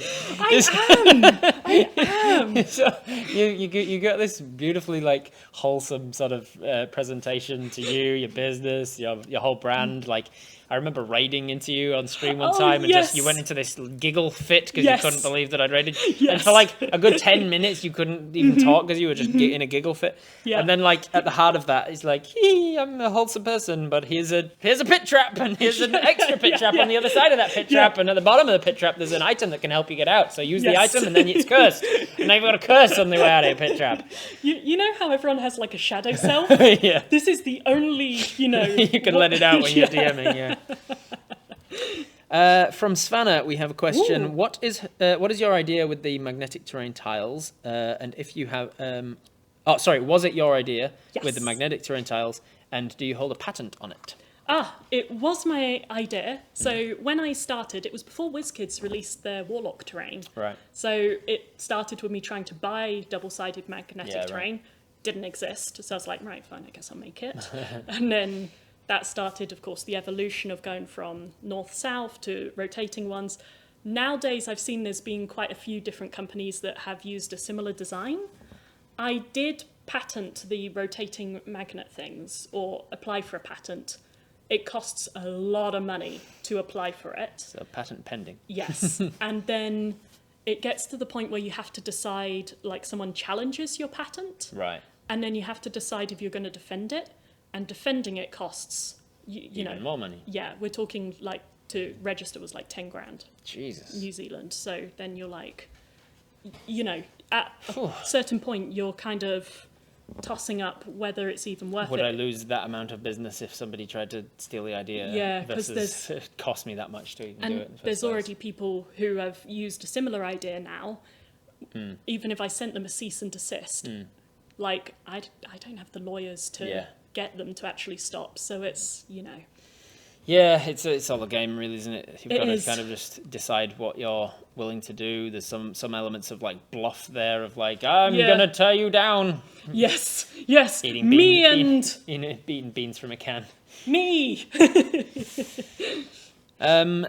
Don't steal other people's ideas. Don't be a dick about it. Yeah, please don't. Credit them and help them out Yes. if you're borrowing their ideas or inspired by their ideas. Actually, talking of credit, I should say that the whole idea of decals came from a chat. Like I was talking with my Twitch chat about Right. it. And they said, like, if you make it just flat, you can just stick decals on it instead of... Well, I'd already made it flat, and they were like, "Oh, have you tried decals?" And I was Right. like, and I think it was Petiola who first said that. Whoever it was, Petiola or otherwise. Thank you. For the idea. From Harabed comes the question, Hey! What is your favourite class to play? Artificer. Yeah, Artificer just unsurprising. makes sense. I know. And you're not overwhelmed by the amount of stuff they can I do. love and- it. Yeah, I'm a Swiss Army knife, so it's perfect for me. right, love that. I can see why Alan would find it hard, because his brain is different to mine. Yeah. It makes sense. But it makes me very happy. Yeah, I like artificers because they can do so much. Wizards, monks, rogues, those are Yeah. usually my go-tos, but I've played every class and loved them. I think there's a character to be found in every class. Oh, for sure. I'm playing a druid at the moment in the Garrycon Planescape, but he's such a different druid to anything else that I could have imagined, because it's a plasmoid. And so it's just this blob of goop that doesn't really do wild shapey stuff so much as just like some amount of spells. I've flavoured all of my spells to just be like, if I'm casting Summon Beast, it's just him splitting into two, so there's now two of him attacking That's instead. cool. And I give him cool. these slippers of spider climb, Oh, but nice. just like hand waved that it was an item, just so that I can slop up walls and things, just like an ooze. That's something I love is with minis. If you put some like ferrous rubber on the bottom of them and you have spider climb, you can have them literally climbing the walls. on the walls. That That's makes awesome. me happy. Harabed also asks, terrain, what's your current favourite tiles from a painting and or playing point of view? And what's the most versatile or coolest looking, etc.? Most versatile, I would say, are the plain squares. Yeah, Because you can just make them you can use them as anything. anything. Yeah. And with the decals, I just love that you can do the sliding traps and things and like stuff like with that pit trap. That makes me happy. Yeah, it makes sense. You can tell how happy you are from them. Yeah. Like, giggling when you reveal it. But I think the ones that are most fun to paint, like, because these are decals, if I'm actually painting, honestly, the flagstone, I really like it. Enjoy painting those? Yeah. How long does it take to paint them? Oh, God, not long. Yeah? It's so easy because I use a dish sponge. Right. And you just sponge Just this kind boop, of boop, boop, grey, boop, and sponge that's- another and grey. that's done. Yeah, and like you do, say, 3 or 4 layers. Yeah. And it like each layer, you're not actually taking time or yeah. effort. And it gives them And all it's- a unique appearance as well, Yeah. which again helps to hide that sort of like strict grid kind of appearance that you get from it. They look all grungy or whatever, Yeah. and it's like, yeah. Cool stuff. What's the most quirky way you've ever used your terrain in a game? Have you ever used something kind of in a roundabout way? I know you were demonstrating to me like the ability to make bridges and things out of some of the your bridges terrain. are kind of cool. Yeah, that does make me happy. Is when you've got something like that, and then you've got another one. I don't know. Over here, and we'll borrow you, my friend. I might have made this bridge too big, but that's okay. Oh, I've definitely made this bridge too big. There you go. Yeah, Enough that's of that. not going. Well, that would just be ridiculous. A bit That boring. wouldn't- Yeah, that there you go. wouldn't- That's no, not a bridge, but no. now that's a bridge. That's a Bing, bridge, There you and that go. would- You got a bridge Hold a mini. Not that I have one. Don't have but, a mini you know, right now. Put some stuffs on it and then. to show that it does hold mini, because they have Yeah. relatively strong magnets. Yeah, they're which is not really good. dreadful. Yeah. Not dreadful. Such an English thing to say. They're not terrible. They're not terrible. That means very good. Buy my stuff. It's in not English. dreadful. in English, that means That means it's actually very good. We've got a family friend, tangent for a personal anecdote, a Swiss family friend, and he once was like pen pals with my mum and dad, and he wrote to them saying something about a present that they'd given him, like I think it was something for his daughter, and he goes, "Thank you for the so-and-so, it was terrible," and like carried on, blah blah blah, and they were like, "What the fuck? Have we pissed him off? What have we done? That was really rude." And then like the next one he sent was like super apologetic, being like, "I was at my English class the other day and they were telling me about terribly good and that went terribly well and terribly this and terribly that, and how English is so confusing that it uses horrible adjectives." That was horribly efficient, wasn't it? We use the wrong adjective to describe, then you just flip it on its head all of a sudden. The adjective and That's true. And he goes, "I was so mortified. I said, oh, but you don't have to use the last part. You can say instead of terribly well, you can just say terrible." And she goes, "No, that means the opposite." And then he was like, "No!" realizing what he'd done. So, poor sod. So it's not terrible is a way of saying this. Really good. Hey. Little stairs too. Vitulari asks. Hey, Vit. That's not a name I recognise from name alone, so I think that's one from your community. Maybe. I think he came from Vitulari? So maybe it's one that lurks in my chat more than asks. Perhaps. Quite possibly. He maybe might be maybe a one of lurker these of yours, and then it might be one of these that ends up in a different time zone than I stream, and so I can't. Do you know what? I don't He see is them British, in so that's probably it. Probably Bod Squad. Sorry if you've been in my chat and I don't recognise the name. There's a lot of people that I struggle with sometimes. You've got a big chat to remember. I do have a big chat usually. From Vitulari, we have, we know your favourite class is Artificer. There you They go. know you. But how could you bring an interesting dimension to a druid character? Just talked about my Plasmoid druid. Plasmoid druid. Didn't even read ahead. How would you do a druid and make it interesting? Honestly, I think druid is interesting as it is. I really like the idea of leaning into wild shape. So when you choose druid and there's like circle of land and you can choose between grassland or Arctic or whatever, I really like the idea of leaning into that. So if you're an Arctic druid, say, flavouring your spells to be ice-like, maybe the animals you turn into might be an Arctic fox or an Arctic hare. And they don't have to have stat blocks for it. You could cast Fireball, but just talk to your Dungeon Master and say, "Can I have it being Ice Ball?" and just make it ice damage instead. And most Dungeon Masters will say, "Yeah, like for this Swamp Druid, I took the Flaming Sphere spell and said, can I make it Corroding Sphere and make it acid instead? Because then it's just like a big ball of my sloppy womp goo, just like, and then just like rolls towards them and takes them out with some acid and stuff." Nice. So yeah, flavouring is your friend when it comes to making your characters interesting. Flavouring makes everything beautiful. Can you describe your DM style in a few keywords? Storytelling. I love the storytelling, the descriptions, setting the scene. And I start all my games as much as I can in a tavern, because I read somewhere online, someone said you can't, it's been so overdone, you can't do a good game that starts in a tavern. And I was like, right. I will set all of my games in a tavern to spike some random internet commenter. Exactly. Who will never know. And then every one shot I do, I start with, You start in a tavern. Tonight's story begins, as so many good stories do, in a tavern. Nice. And begin it and really do the storytelling. Make people feel like they're living in a book. Yeah, I love that. That's cinematic. I'd say mine is like I try to make things visually appealing. And I often describe the camera does this, and then there's a cutaway of this thing happening, and I describe it like you're watching a movie. Interesting. We copied different kinds of media. Different type of storytelling. Yeah. Yeah. How do you deal with players rushing around fighting and aggroing everything when you planned for them to investigate first? I mean, when I do a lot of prep before each session. So, and I know my players pretty well now. So I know they're not going to do what I think they're going to do. So I tend to plan B, C, D, and have a vague idea of how it goes. So usually, at least one of those will probably be, they fuck everything up, because there's a decent chance that that's going to be the one that comes into play. Yeah. So I'm not always as surprised as I used to be. When I was first doing it, I was like, oh, just improv everything. Yeah. And now I'm like, half improv. I've got an idea. You get to know your players over the years, and you're like, I Yeah. know roughly how long this is going to take, so I'm not actually going to need to plan all that much because they'll take most of the session to do this one encounter. Yeah.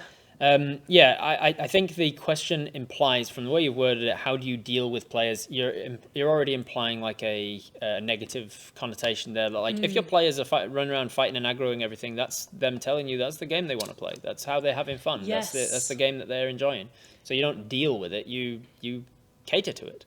You give them things to fight and aggro, and you lean back away from the investigative stuff. And if that's not the game you want to run, they're not the players for your table, and you're not the DM for their table. That's very true, because I think it's a lot like, watching movies or TV shows.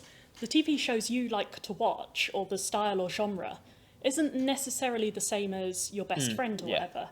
So if they're really into horror shows, but you're really into anime, you probably don't sit and watch a horror together. Yeah. You find another friend that likes anime in this talk- example. yeah, and so exactly. find a group of players that likes to investigate stuff from time to time. And then everyone will have more fun. And if you love everything else about this particular group of players except this one thing, then just talk to them. Yeah. All my advice comes down to 4 words: talk to your players. Oh yes, communication. Communication is key. You talk to them and you say, I'm not having as much fun lately because it feels like I'm putting a lot of work into these mysteries and plots and things, and these like film noirish sort of things that I'm putting together, and you're not really engaging with the investigative elements of it. Is that something that you feel like you could do if you thought about it more, or is that something you're not interested in? Because if not, blah blah blah. Talk it through. Be adults about it. Yes. Last couple of questions then. What is your favourite recipe that your mum makes? Oh man, Mum makes amazing meatballs. Amazing meatballs. At Christmas, she also does incredible sausage rolls. So that is like a strong contender. Okay. But she does meatballs with like this mango chutney. It's frickin' insane. Like, she does really good cooking. Love it. Yeah. All right. And the last question comes from a lady called Sandra. Oh, is that my mum? Yes, it is. Is it Mum? Speaking of mum. Oh, hi, Mum. Speaking of mum and the food that she makes. Oh, dude. The last question comes from Sandra saying, if you were an animal, what would you be? Oh, gosh. Like, if I could choose to be an animal, then... Yeah, different question, Yeah. isn't it? I've been asked this Yeah. before, and you have to clarify. If I was turned into the animal that I most represent, like Then I against my would be will, a shark without a swim bladder. Because they Okay. have to keep moving. Have to and keep if they moving, don't right. move, then they die. yeah, okay. And I feel quite similar that I have to... have to be constantly working on something, otherwise you're Exactly. fidgety and antsy and anxious. Exactly. Whereas if you can choose to become an animal, like an animorph or something, Yeah. what would you choose to be? Oh, man, maybe naked mole rats. Because, well, oh god, but I don't like lots of people, so maybe not. Because they are very, Very sociable, are they? their burrows are mental. They're okay. like all over each other. But they don't get cancer, and they live. They only start aging 2 weeks before they die. And I'm like, that sounds great. I like that. Yeah, forever young until the point where you're like, man, I saw a grey hair in the mirror. I've got 2 weeks to put my affairs in order. Let's and start ringing Yeah. people. so that is amazing. I didn't know it. Their I knew the thing about, neuroplasticity I knew the is thing about incredible. I knew that they were very neuroplastic, and they never got cancer. Yeah, One of the yeah, only yeah, yeah. mammals to not be documented as getting cancer. Yeah, but I think you end up looking like a penis with teeth, and you have to live with a lot of people. So it's like, coincidentally, I think sharks are also one of the other animals that I think, from memory, something in my brain is going, Really? sharks don't get cancer. So I think that you've picked 2 of the animals that are known for not getting cancer. Then. well, that's useful. Yeah. I'll take that. I'm not sure for me. I think if I could choose, it would be something that could fly. Bird of prey of some kind. flying would be great. I've always been fascinated with the concept of flying. Like whenever I'm up somewhere high, I get that call of the void. to Oh be like, god, yes. And I'm going to throw myself off. Yeah, I do that where I'm Not like, from like a suicidal state. It's a documented thing called the call of the void. Goes by a couple of different names. Where it's like there's an element of if I fall, I'm going to die. So if I throw myself off, I've still been in control of that. Like I've been the one to make that decision. There's something about that. It's the same thing that people talk about when you hold a baby, intrusive thoughts and things. You hold a baby Yes. and you're like, oh, intrusive I thoughts. could just drop this baby right now. Or like, Yeah. I have used this to horrible, like, intrusive thought that I might just one day post a bunch of horrible crap on my social media. Right? Like nasty I've had that one things as about well. people. I'd be like, I could just tweet racial slurs. Yeah, I could just ruin Like, my life. and I wouldn't, could do and I this. don't know why that comes to mind, but And I that's wouldn't the thing want of to do it. call of the void and the it's like- intrusive thoughts, they're linked together. I could So just like, ruin my yeah, life I have right those now. I have those thoughts about like being somewhere high, and I'm like, Yeah. if I jumped off of here, I'd You know, just straight up die. sure, and but you're like, the but if thing I is- could fly, Sure, you'd die, but for like 6 seconds or however long, you'd know what it was like to fly. Eddie Izzard does a brilliant bit about that. He says, I think jumping off a cliff would be funny up to that point. Huh? That'd be fun up to that point. Huh? And then it's, oh no. Yeah. That moment where, So I'd love to be able to fly. I've always sort of dreamed about having daydreamed about having flying superpowers, and trying to dream myself to lucid dream, because I've never been able to lucid God, dream. yes. But like trying to lucid dream so that I can fly Yes. and sleep with supermodels. I Obviously. want to lucid dream to do world building. Because Oh, imagine right, yeah, how 'cause great then world building you can just be world like, building oh, would and be then if this you're thing like, over here and that thing over and there's a tower and I love the you know. I love the dream spell in D&D for that reason. Yeah, because you can just escape it to be whatever you want and just like hang out with your friends while you're long resting. Yeah. So some sort of bird of prey, I imagine. I'm not sure what I would turn into if it was against my will, like what sort of animal I'm most like. I guess that's for other people to decide for me, really. It's like, what animal would I be? Put it in the comments. I think we're out of time. We've got to vacate the tavern Such so a that shame, Viva can do because other I stuff had a too. question I wanted to ask you at Oh, the end. please, go on. No, it's quite a long answer, so I think... I will answer it very quickly. Okay. What role do you think that AI has on Dungeon Masters? Is it a tool that I we hate can it. use? I hate the idea of it. I'm very hesitant to get into AI stuff. I've been reached out to by a couple of AI companies to be like, oh, do you want to help us by helping to train an AI? I'm like, I'm not going to train my replacement. No, fuck off. Keep AI for doing the jobs that we don't want to do. In my opinion, AI is fantastic and phenomenal and a wonderful sort of step forward in humanity. We should be using it for the things that humans don't want to do. We shouldn't leave creative jobs to creative human people. What about as a tool as a Dungeon Master, so to replace rolling tables and looking them up in a book?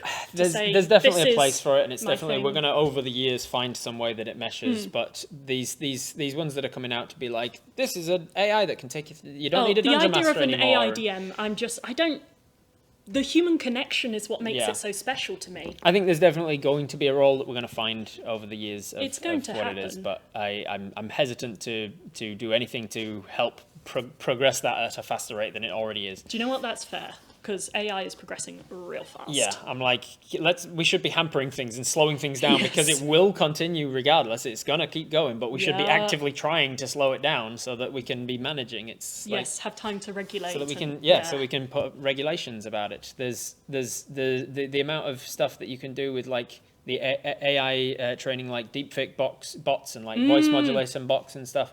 Yeah. We're entering into a period of society where it's like you can't trust any video. No, you can't. You can't I- trust screenshots of I have people's no conversations idea because it how could have the just been end of entirely gone. This year, have you seen the thing with Hollywood where they were going to do that £800 million studio or dollar studio? It was like last week, and then the head of it, I can't remember his name, but OpenAI released a preview of Sora, which can do all this Right. HD video generation, and he cancelled it because he was like, well, that's the industry gone. That's that then. And it's like, Jesus. you imagine all the camera operators, Yeah. the boom holders.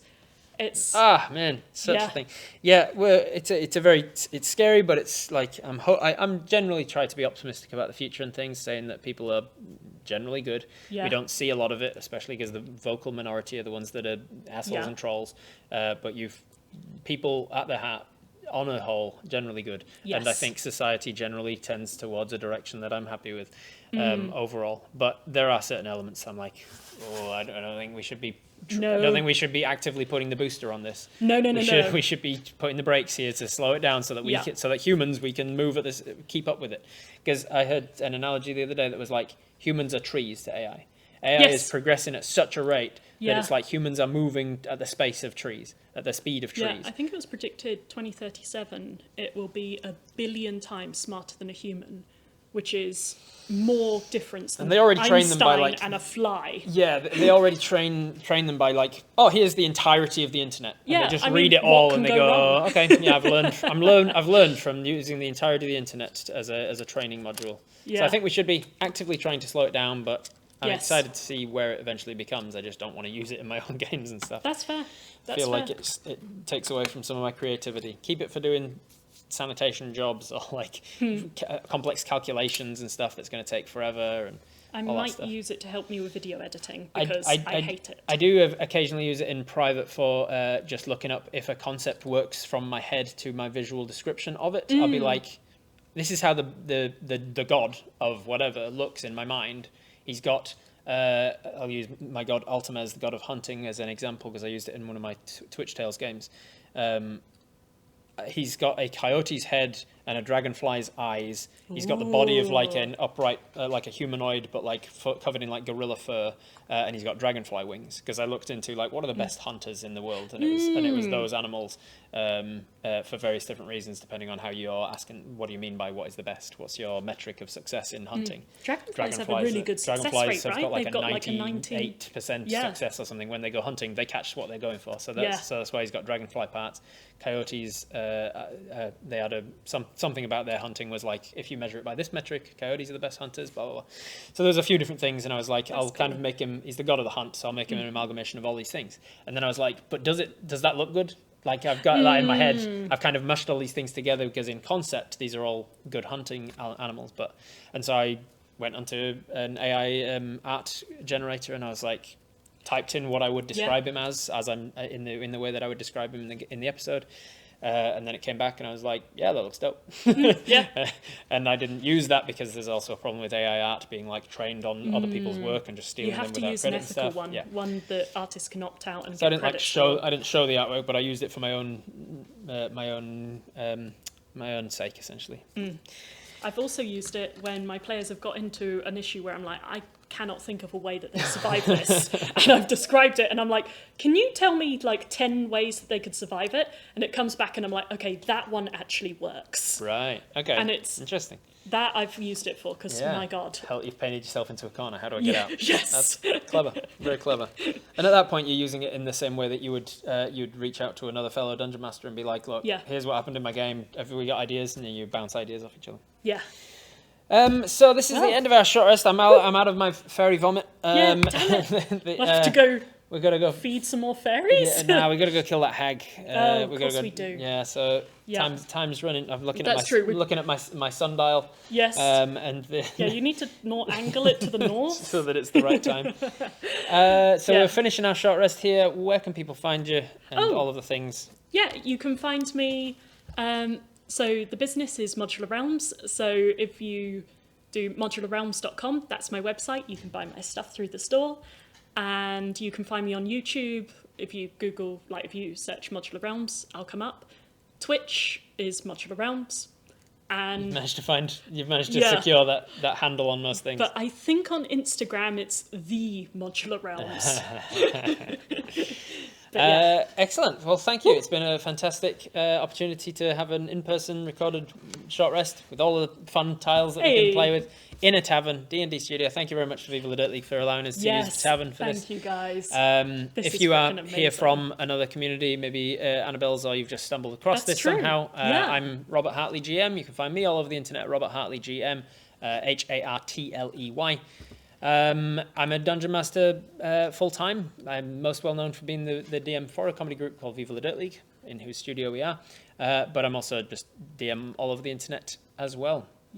So find us and all other places. I think from memory, I might be getting this wrong, but I think from memory, my affiliate link is modularrealms.com/RobertHartleyGM. It's something simple like that. I think so. So that might be it. But as I said before, my affiliate link to Modular Realms, if you want to try out this stuff, is linked somewhere around the video or podcast that you're listening to. Hey. Thanks for watching, and we'll see you in the next one. Bye for now. Laters. Oh, damn, it's over already. Oh well, YouTube seems to think that you'd like this video next, so give that one a watch, please.